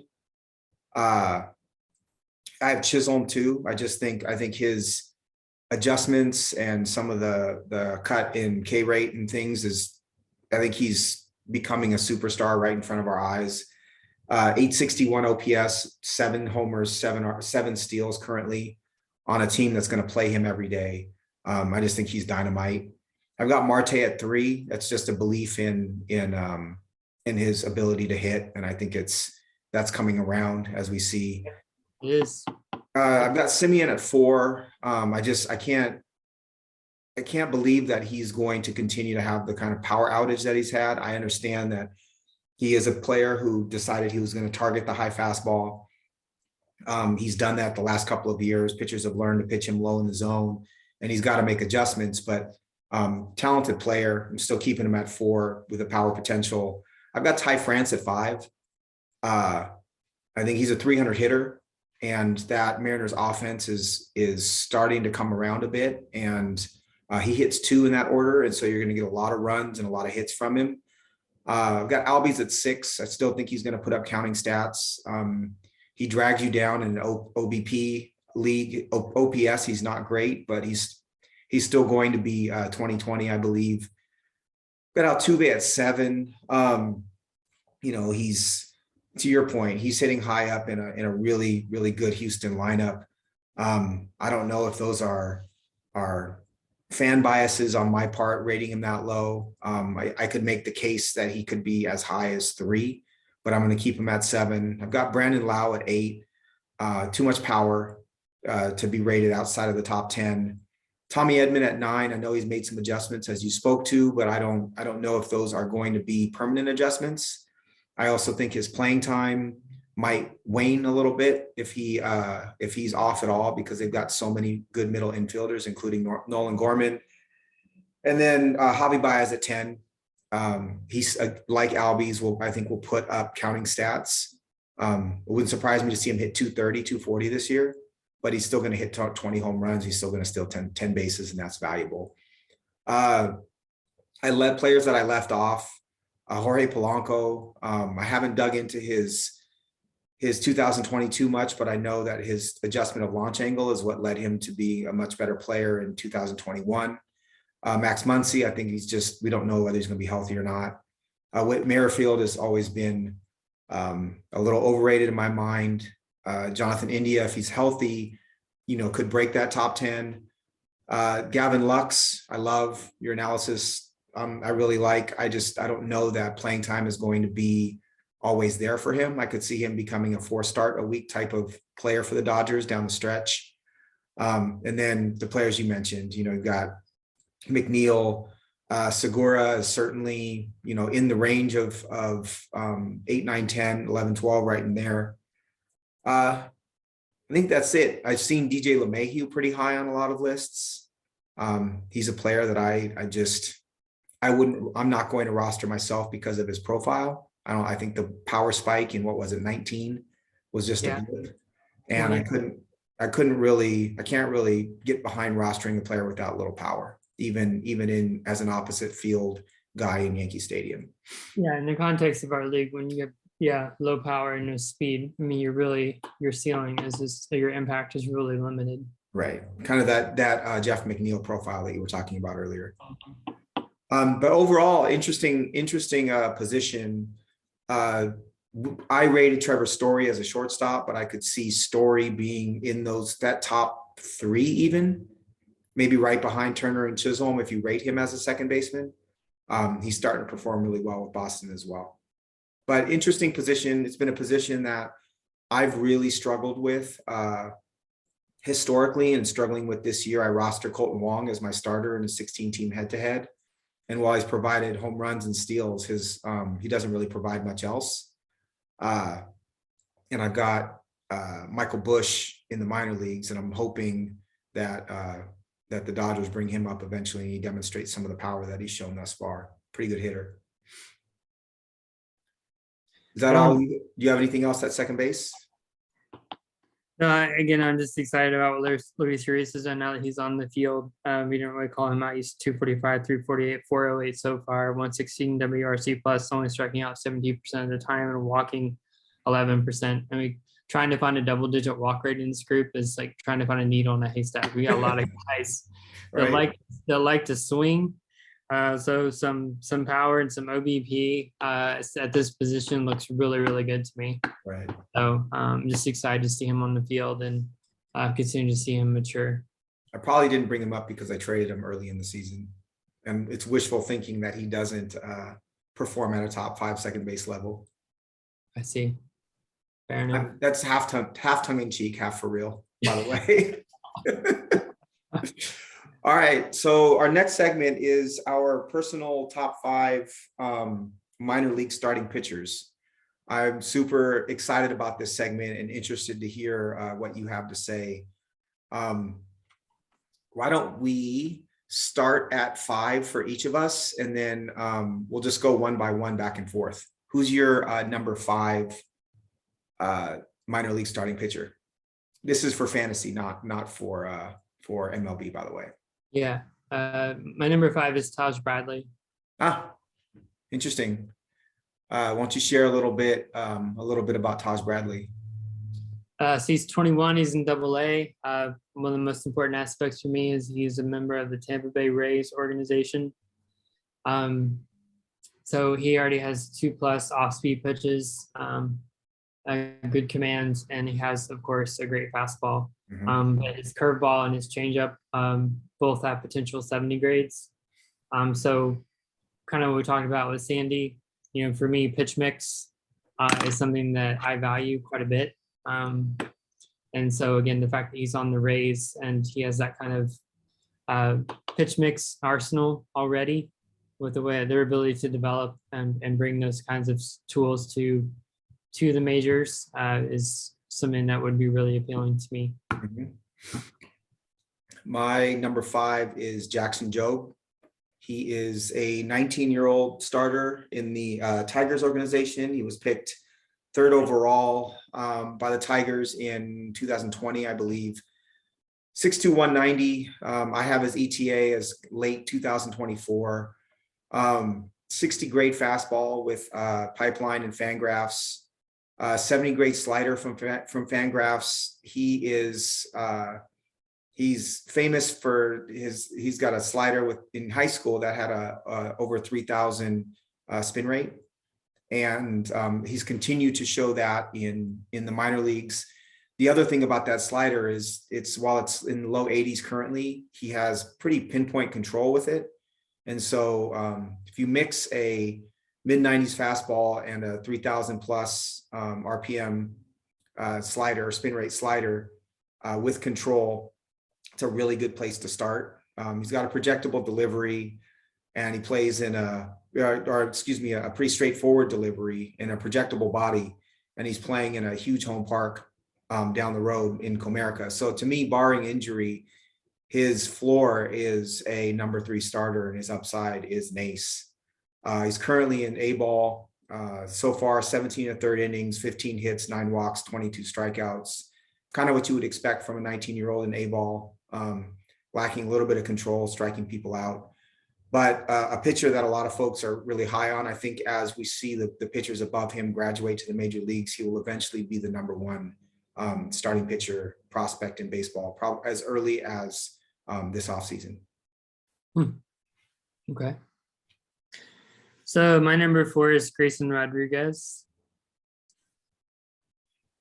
What about let me ask you on the negative. What about Rodriguez has him down at 4 for you when he's pretty much the consensus number 1 amongst folks that look at minor leaguers? I think with that team, I don't know that for fantasy that he has the ceiling that he may have when he's looked at as an MLB, someone who can log 160, 180 innings or something like that. Mm-hmm. I'm not sure. I'm not confident that he's going to be like a fantasy ace. That he has, that the Orioles can bring that to fruition. I certainly know he has the pitches, but yeah, I just don't have as much confidence. For me, I would be less excited to roster him in fantasy. So this is an organization. This has as much of a reflection on the Orioles as anything else in your mind. Yeah. Interesting. I too am lower on Rodriguez than most others. I have him at 2. I think that he does have Fangraphs had his changeup as a potential 80 pitch, right? And to me, that's a big deal. He has a legitimate 4-pitch mix. I've seen some of his starts in minor league ball, and his ability to get left-handers out with the changeup is again, I go back to that. It's just something that really differentiates good from great starters for me. Currently in AAA, he's 5-1 with a 2.32 ERA. He's thrown 50 innings. He struck out 76. The one thing about Baltimore that is a plus for me is that left and left center is playing so difficult for hitters right now that I think that in and of itself gives Grayson Rodriguez a little bit of a bump. I watched Julio hit a shot to left field last night that hit the top of the wall and would have been out. I didn't see how many parks it would have been out of, but it certainly would have been out of Camden Yards last year. But again, Rodriguez is my number 2. I debated him more at 3 or 4. As you did, in large part because of the Orioles, but I still think his stuff is so overwhelming, and he has such a great pitch mix that he may just be better than the Orioles making him bad, right? He may transcend their difficulties as an organization to develop pitching and just be that good. But we will see. I expect to see him up in the next month. I think for fantasy, as team context matters a lot, and there are no can't miss pitching prospects. He's been, you look at his comps in terms of his size and his pitch mix and where he was, similar guys along the way, like an Alex Reyes or a Forrest Whitley. These guys were thought of similarly as these guys can't miss, and they missed. Right. So, and and you look at, I don't know, I just think that's part of it. It is part of it. And it's a lot of times it's what profile I think us as individual evaluators prefer, and then proximity. Sometimes too, for me, it's like he's not a pitcher that I don't, even watching him in AAA, I don't necessarily love watching him pitch. He's an interesting pitcher, but I don't love watching him pitch in the same way I do some of the others we'll talk about. But there's a point in time where everybody can't be wrong, right? And so I have to I want to give him a certain level of respect as far as who he's going to be. But if I had my choice, I think he's my number two. If I had my choice, I would probably take the three others that I haven't talked about before him, just from a preferential standpoint. Cool. Who's your number three? Number three is Yuri Perez. Mm-hmm. He's also my number three, but I'll let you go ahead with the evaluation. Well, I mean, we talked about him relatively recently. So he's a 19-year-old in AA. Mm-hmm. The things that I value about him are the fact that the Marlins have shown that they can develop pitching. His size, he's a bigger, longer limbed, longer levers. And I think that makes it easier to throw velocity when you have that kind of build. He's not a small guy with max effort. So he's 6'8", 200 pounds. So again, 19-year-old AA. He and Jordan Walker are the two youngest players in AA. So and the Marlins do have intentions on keeping him on a pretty fast track. And I think, there's a chance he could be a phenom. So I'm also big on makeup and things like that. And from reading some things about him, he seems to check all those boxes. So I believe most of being great is wanting to be great. And so we'll see, but I'm excited about him. I agree with all of what you said. I looked online to try to find the extension on his fastball because he is 6'8". Because I know that's a lot of what makes Logan Gilbert great, is he's got that great extension on the fastball, and when he throws 95, the perception of it is that it's 98 because he's able to reach so far in front of him, and when he releases the ball. I didn't find that information, but my assumption is that he does have great extension.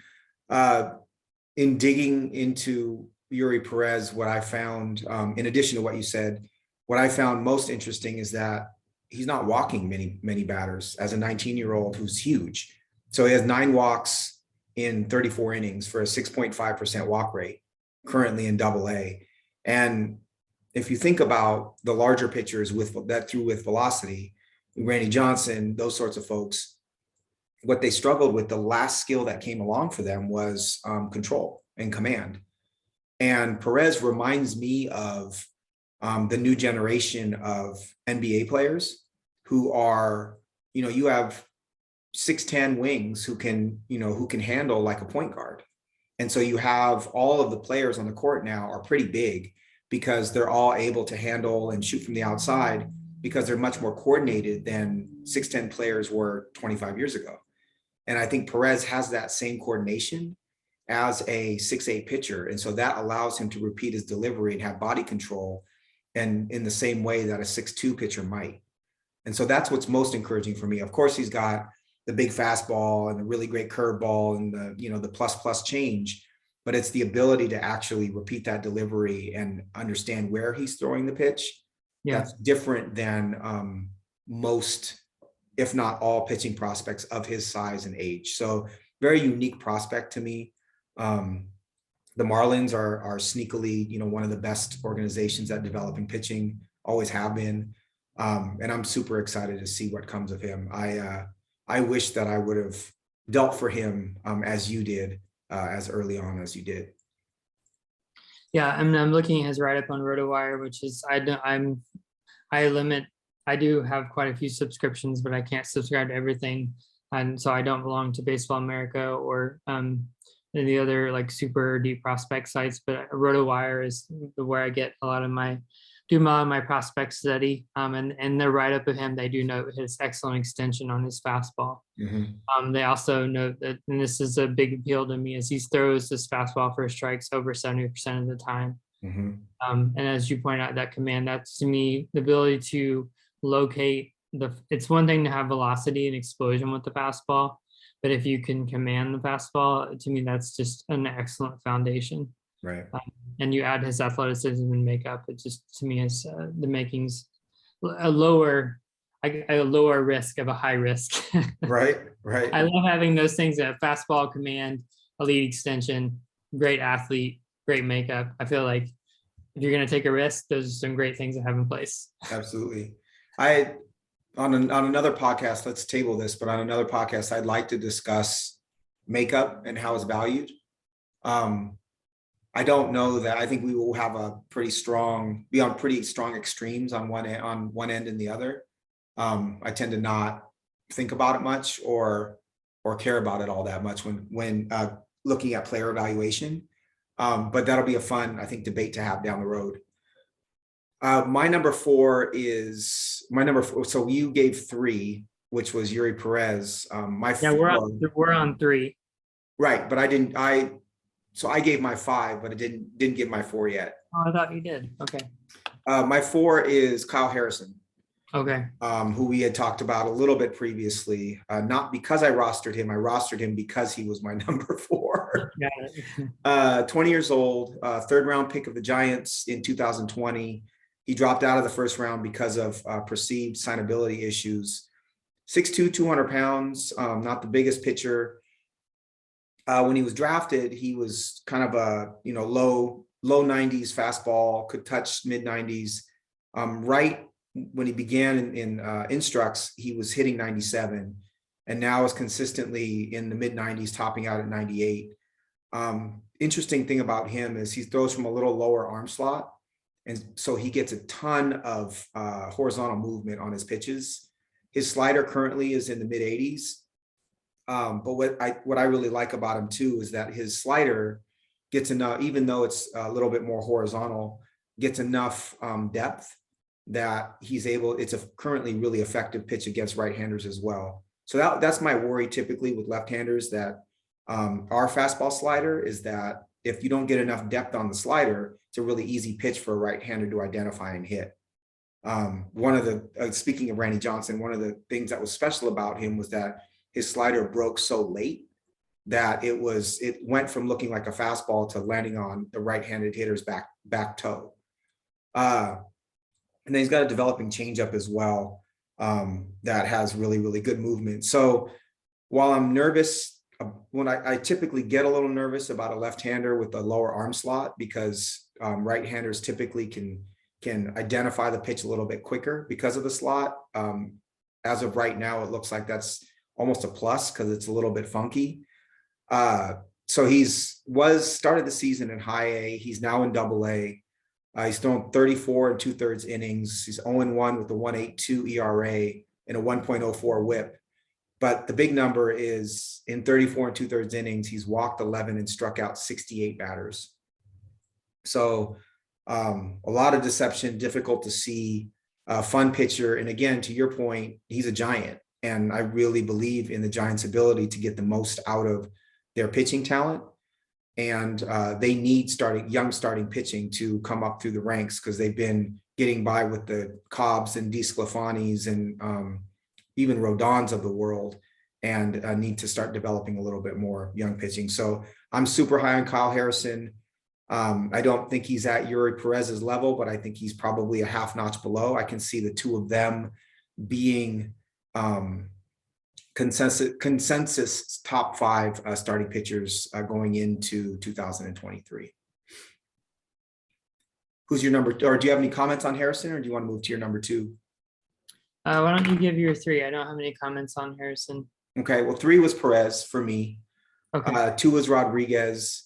I think that in hindsight, I might consider Perez over Rodriguez in that I think he might have a little higher ceiling, and believe it or not. So I guess we'll move to 1. It sounds like we have the same number 1 minor league starting pitcher. We don't. My number 2 is your number 1. So I know your number 1 is going to be Espino. Uh-huh. I have Espino at 2. Mhm. And I have Shane Baz at number 1. Uh-huh. And what is it? Or do you want to talk a little bit about Boz? I mean, he just looks like the next Corbin Burns to me. From the cup of coffee he had last year, what he did last year in the minors, and then through the Olympics as well. Uh-huh.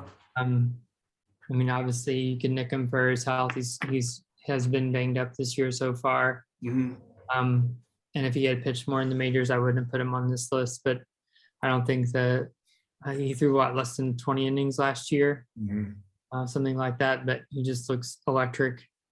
And again, the fact that he's on the Rays in that environment, in that pitcher's park, on that team, he looks like a dynamite fantasy asset. And he has that blend of like super high ceiling that a lot of the other guys have on this list, and also being on the cusp of the majors. Right.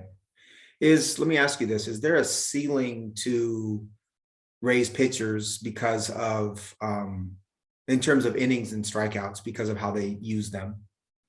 Early on in their career arc, I think there is, but I think what you will see, what they've done, what they've shown with Glass now, and now with McClanahan, is once they've built up and they've had that sustained workload, they do let them go deeper. I think because they handled Snell that way, so with such, I think, publicity, that reputation has kind of preceded itself to a point. Because again, if you look and see, they do have guys that they have allowed to work deeper into games. Once they have shown or built them up in a way where they're confident they can handle it from a physical standpoint. Right. They are one of the quicker teams to go to the bullpen for sure, and with a great intentionality and with great intelligence and matchups and things that they want to try to succeed, they will go to the pen. But I don't see them doing that at the cost of their premium starters, at least in the last couple of years. Right. Let's take a quick break. We'll come back and talk a little bit about Daniel Espino, and then move to open forum and open some facts cards. Great.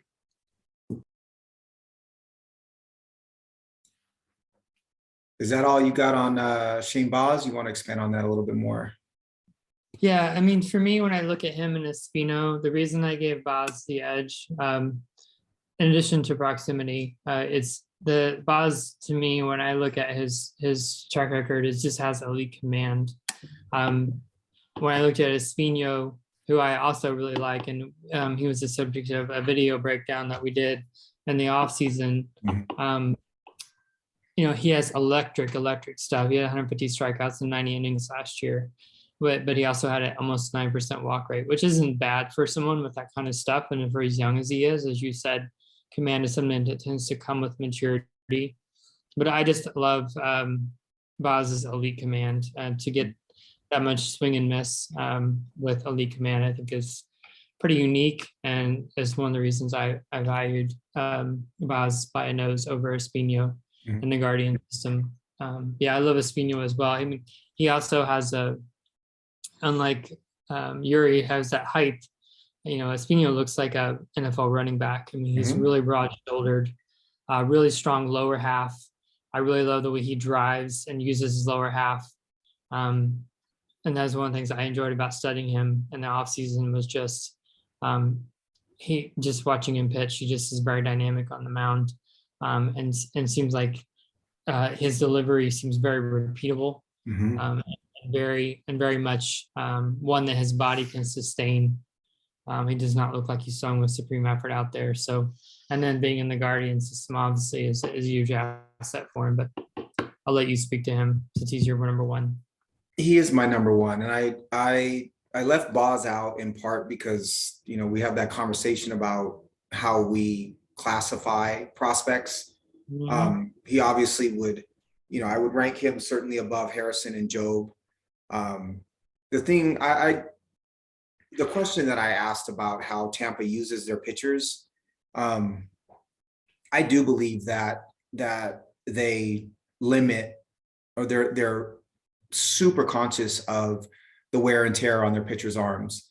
and probably more so than just about any other organization, and also play matchups in a little bit different manner.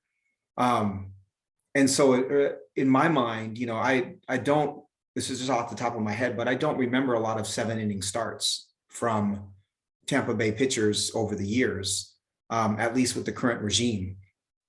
It may change as the number of relievers are reduced, and if we have a pitch clock and some of the other things that are brought into baseball, that remains to be seen. But I don't know that I can count on them allowing pitchers to go much past 5 or 6 innings, right? And I think some of the value in having good starting pitching in fantasy is, unless you're willing to carry 10 starters, is just getting those consistent innings over start. And that's why, for me, I value someone like a Zach Wheeler, right? Wheeler consistently is going 6 and 7 innings per start. Maybe not even at the same level of performance as a Tampa Bay Rays pitcher might, but he's going to give me more innings over the long haul. That's no knock on Boz's ability or pitches. I just think that they're more likely to look for those pitchers who are giving you dynamic performance over 5 or maybe over 6 than those that give you a little bit more, little less dynamic performance, but 7 or 8 innings, which is one of the reasons why I love Espino so much. Is, as you pointed out, he's 6'2", 225, and an incredibly powerful pitcher. Fangraphs graded his fastball as an 80 pitch, pipeline 80 potential, pipeline 70, and his slider is a 70 from Fangraphs and a 65 from pipeline. He does have a 4-pitch mix. His changing curveball are okay. So his fastball tops out at 101, but he's got 2 different sliders, as a lot of pitchers do. So he's got the really tight vertical break, high 80s, low 90s slider, but he also has a slider with a little more break that is take a couple miles per hour off of it. And I like that he is, although he throws 101, he is a pitcher already, right? He's an athletic pitcher, and he's coming from the Guardians organization, which, as you said, is really great at developing young pitching. So for me, you've got same organizational pedigree, a powerful pitcher with the repeatable delivery, a build that screams to me, workhorse, right? 6-7 inning workhorse. And so that difference in innings is what is the differentiator for me between Espino and some of the others. I think I can envision him throwing 200 plus innings for the Guardians soon. I don't know that I can envision any of the other pitchers on this list throwing 200 innings in a season. That's just, to me, that's the differentiator, and an extra 20, 30 innings from a starting pitcher in fantasy is, to me, worth being at the top of this list. Do you have anything else to share with the starting pitchers? I don't. I think it'd be interesting to do a study and see like how many 200 inning pitchers has Cleveland had traditionally. Because certainly he may have that. I think he is, as I said, like watching him throw and his motion on the mound seems like one that will keep him healthy over the long haul. Mm-hmm.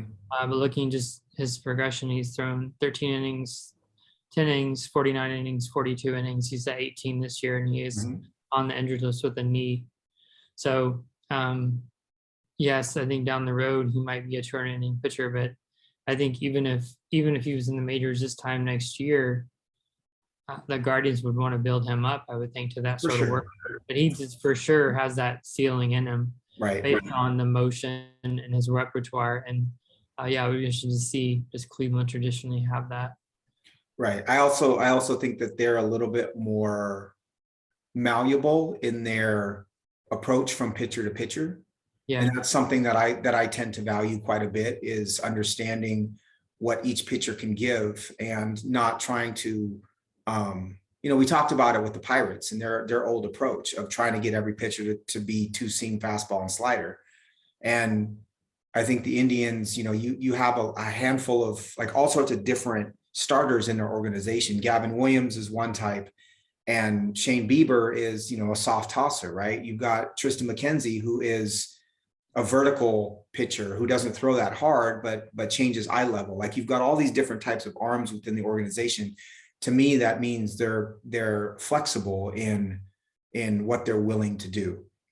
Yeah. Doesn't mean it's better necessarily, but that's something that I look for.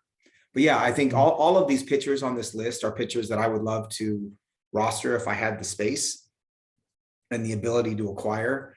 And Harrison is my guy on this list, and Yuri Perez is your guy. So it's going to be fun to follow these guys and see how they come out. For sure. Super fun exercise for me to go through. I did a little write-up of each of them and their fan graphs and pipeline projections, and I'll post this on the blog. But a fun exercise for sure. Your number 5 is a free agent, by the way. Oh, he is in our league. He absolutely is. I've eyeballed him for quite a while. Series that we're excited for coming up. Yeah, big baseball weekend. I think there's a lot of great games on tap. Mm-hmm. The headliner for me is I will be in Philadelphia on Sunday. I just bought my train tickets before the pod. Awesome. To see Ohtani live against the Phillies, 1:35 first pitch. So That's that will be cool. banner for me. Just a banner day to see Ohtani live for the first time. Mm-hmm. And visit Citizens Bank for the first time. I've never been there. So Mm-hmm. another ballpark off the list. I'm super excited for that. White Sox and Rays, highlighted by Friday, Cease versus McClanahan. Yep. Super excited to see that. Yep. Arguably the two frontrunners in the National League, the Mets at the Dodgers this weekend. Mm-hmm. Headlined by two of my favorite pitchers, Tyler Anderson and Chris Bassett on Friday. Both just fantastic to watch. And then also from a fantasy perspective, I have Bueller pitching on Saturday against the Mets. And then my opponent will have Urias on Sunday against the Mets. Mm-hmm. So a lot of fantasy implications for me in that series, which is a good series in and of itself. Mm-hmm. And then lastly, San Diego at Milwaukee. Some great pitching, I think, in this matchup. Musgrove and Burns on Friday. Burns will get all the headlines, but I think Musgrove will outpitch him. Yeah, big surprise. And then Saturday, Gore and Ashby, so two really young guys. Mm-hmm. And then Sunday, see if Lauer can bounce back, and then Clevenger is supposed to return Mm-hmm. as sitting on the IL. So that's another series that I'll be watching really closely, and just I think has fantastic, interesting pitching matchups every day. We kind of stole each other's thunder, because I also had the Cease McClanahan matchup as my Friday night matchup, and the Gore Ashby matchup is just two of the best young left-handed starters in the game pitching against each other. Is super, super, super fun. Yeah. I'm really excited for that. I'm super excited for you. I didn't realize you were going to Philly to see Ohtani. That's going to be so fun. You better find your Ohtani gear, whatever it is that you're planning on getting, right? Right. So for me, of course, the Mariners are in Baltimore right now. We saw a really encouraging performance from George Kirby against an okay Baltimore lineup yesterday. But it's always fun to watch the Mariners play on the East Coast, just because it's a bit of a novelty for me. It brings back memories of, watching Mariners at the Yankees when I was a kid, and just super fun. And then the Mariners travel to Texas for the weekend. Probably not a lot of offense in that series, given what the Mariners have done so far this year in that big park. The one game that I'm excited for in that series is Saturday. I've got both pitchers. So it's George Kirby against Martin Perez.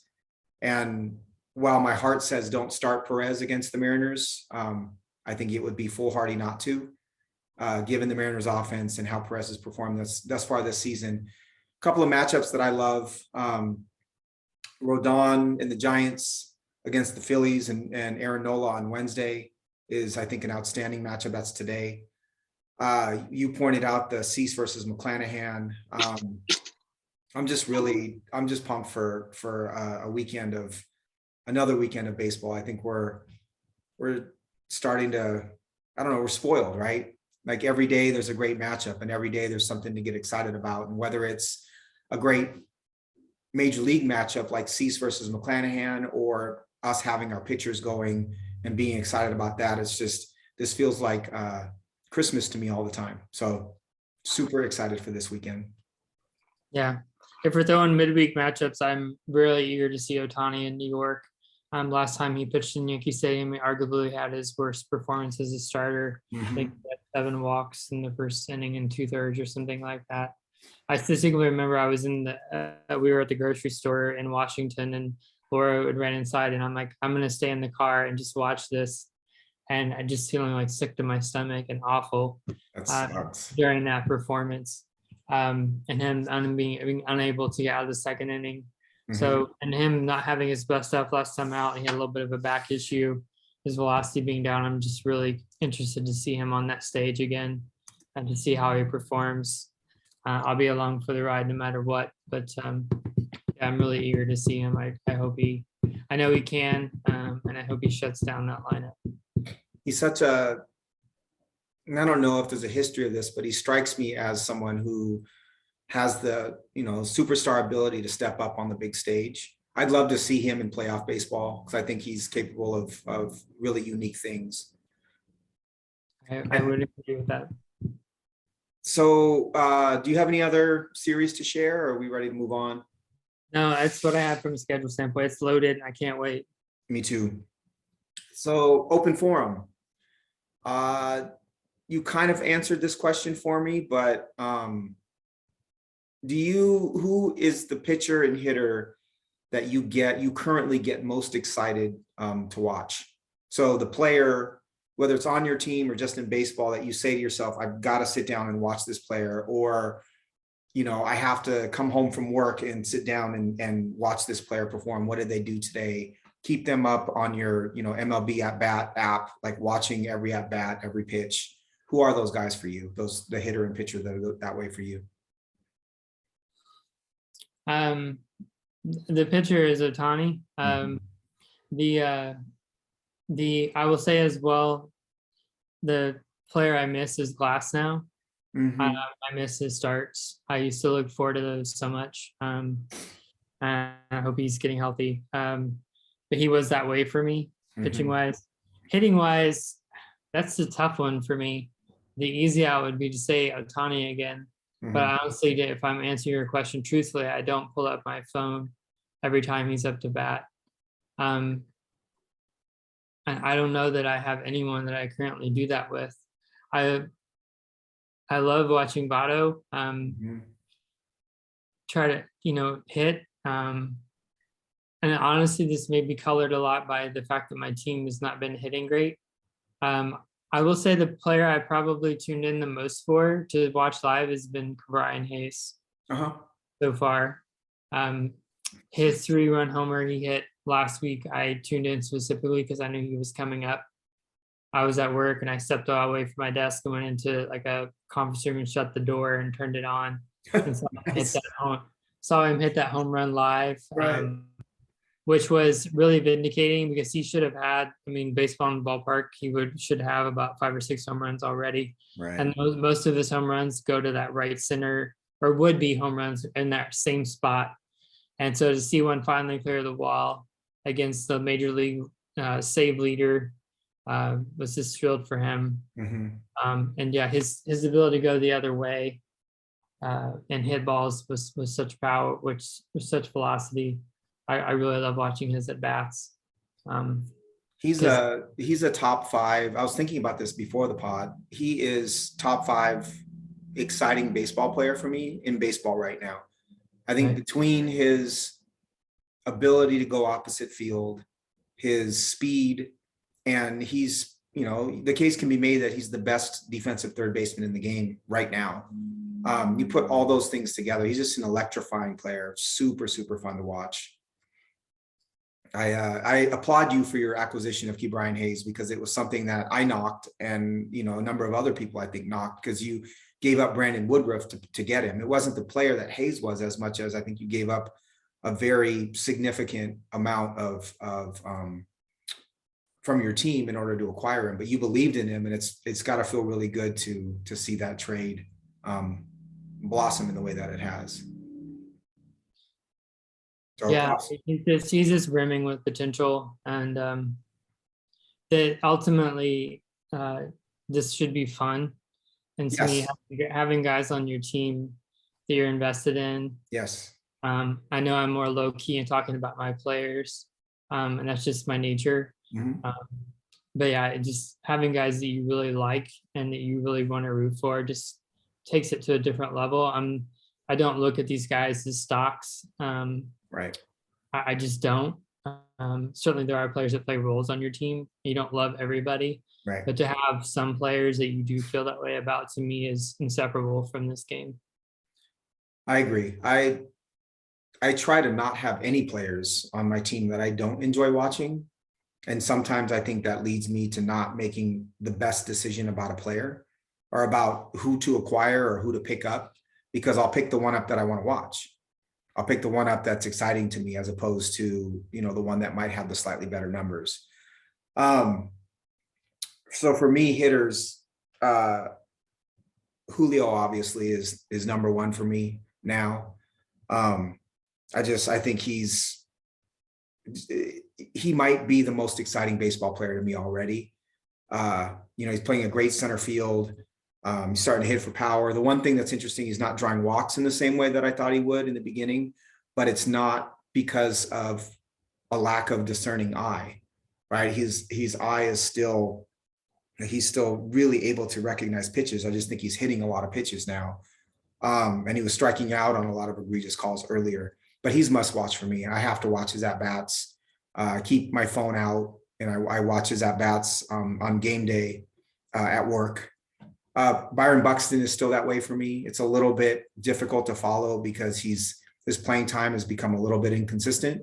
They're kind of load managing him right now, but when when he's playing, there's really no more exciting player in baseball. Then the honorable mention for me are Ronald Acuna. I don't enjoy watching the Braves. I love him as a player. I don't love watching the Braves play. So I'll watch his at bats if I can.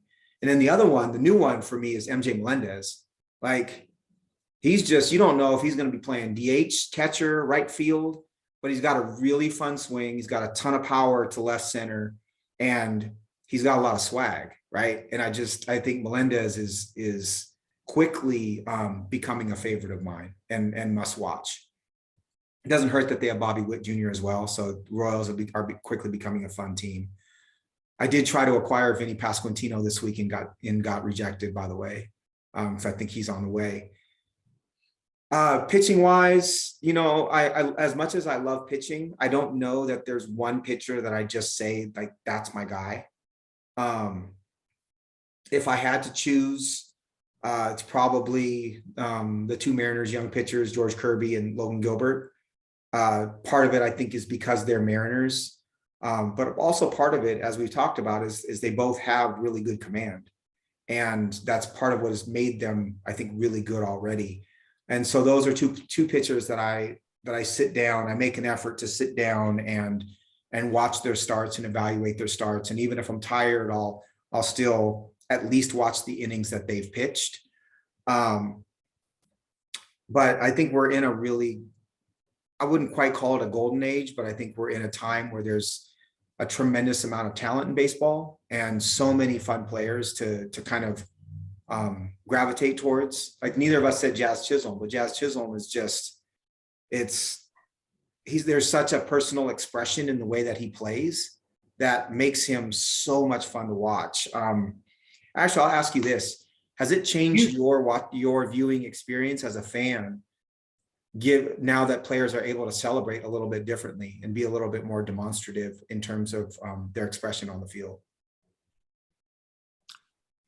I think what I enjoy is them, and I will not say I enjoy all of them, but a lot of the teams will have their own thing and the way that they involve their teammates and the way their teammates engage with them when someone gets a big hit. I don't so much like the stuff in the dugout, but I love when the guys look to the dugout and they celebrate with their team, right? Involve their team. And I love that you are free to do that. And it's not taken as you're showing up or celebrating. it's directly to your dugout of like, hey, let's go. You know what I mean? Or just that excitement. Right. Um, the other day I saw a couple of my players who were resting in a doubleheader, and they were like on the top step of their dugout, like into the game and cheering. And like when someone gets a hit, that I love that they're free to engage with each other. And you know what I mean? And not just put their head down Right. when I they get to second or it's not to go too far down this rabbit hole, but there was the conversation, I don't know, 4 or 5 years ago about a lot of the Dominican and Puerto Rican players celebrating in a way that they would celebrate in the Dominican leagues or growing up, that was seen as showing up the other team, right? And there was this huge cultural debate about unwritten rules and what's acceptable and what's not. And I want to call out Bryce Harper as, an American-born white player saying, look, like, nah, screw you guys. Like, this is a new generation. We're going to celebrate. They're going to celebrate. I'm going to celebrate. We're going to celebrate in the way that we want to. This is our game, and we need to be able to market this to everybody else and to the young kids.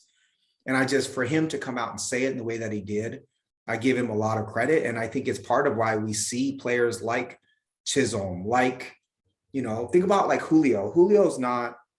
He's not doing all kinds of crazy stuff, right? Like when he's not doing all the crazy handshakes, and there's some of that, but not extreme. But he's so full of joy, and he's unbridled, right? You can see him leading the Mariners to a championship in part because of his charisma and leadership. And I love the fact that he can be himself and smile and be that way on the field. And it makes me think, like, would he have been able to do that 15 years ago? Or would they say to him, look, you can't be that demonstrative on the field? It's changed the game for me. To see a pitcher, if you strike out Juan Soto, right, you should freaking celebrate. You should pump your fist, right? You should scream to the heavens. You should jump up and down. That's a huge accomplishment. So for me, there's a lot of, I really think that ability to celebrate and that ability to express yourself in baseball has really enhanced the game. And it's part of why why I love the players that I do, right? Yeah. Is because of those expressions. So some catchers and pitchers, I like it when the catchers you'll see them like signaling to the pitcher, not signs, but they'll be like, if they hit their spot, they'll tap their glove. Right. Or like if they could throw a couple of balls, they'll be like, you'll see them like, let's go.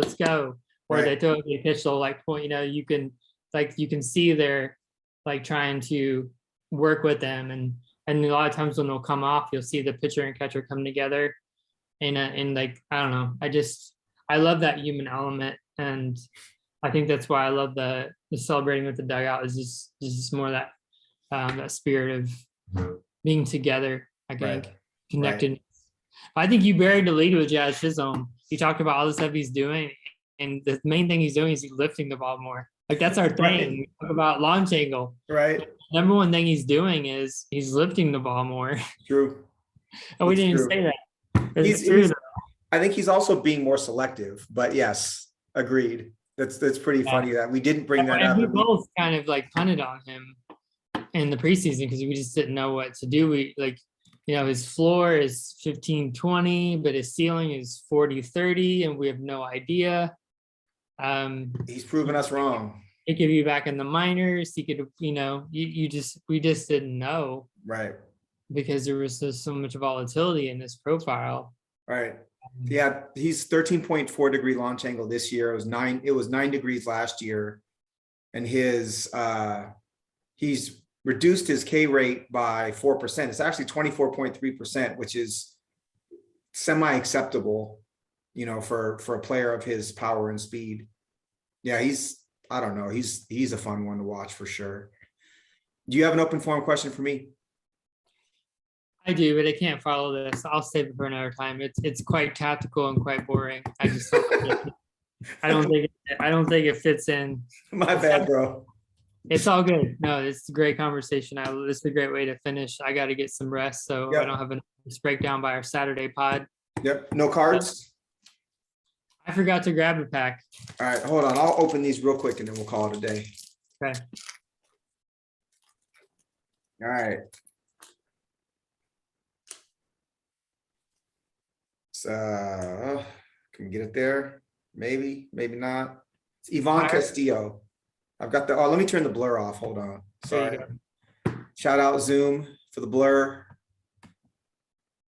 Oops. There we go. Right. Let's find where that goes. Yvonne Castillo. Okay. Who is that? Ahmed Rosario. Help too. Hey, it's my pitcher, Max Scherzer. There you go. My injured pitcher, Max Scherzer. Matt Barnes, who I saw is rostered in our head-to-head league, and at this point, I don't know. He'd be a hard one for me to roster at this point. He's too many blowups. Your favorite? The middleweight champion of Major League Baseball, Rougned Odor. Uh-oh. These are fighting words for us right here. Josiah Gray. Hmm. He looks so good in Dodger blue. I know. Ooh, one of my least favorite pitchers of all time. Jake Arrieta. Oh,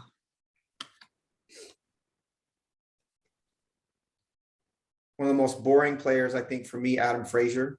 Frazier.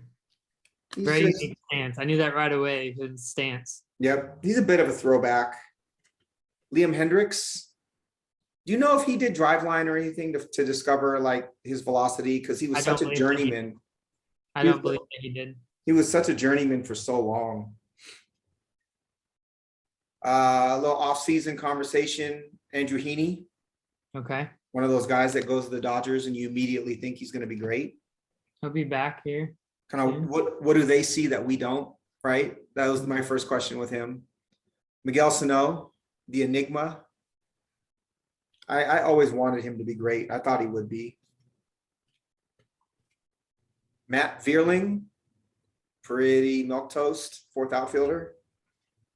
Hey, look at that. Can you see? Oh shit. Shohei. Awesome.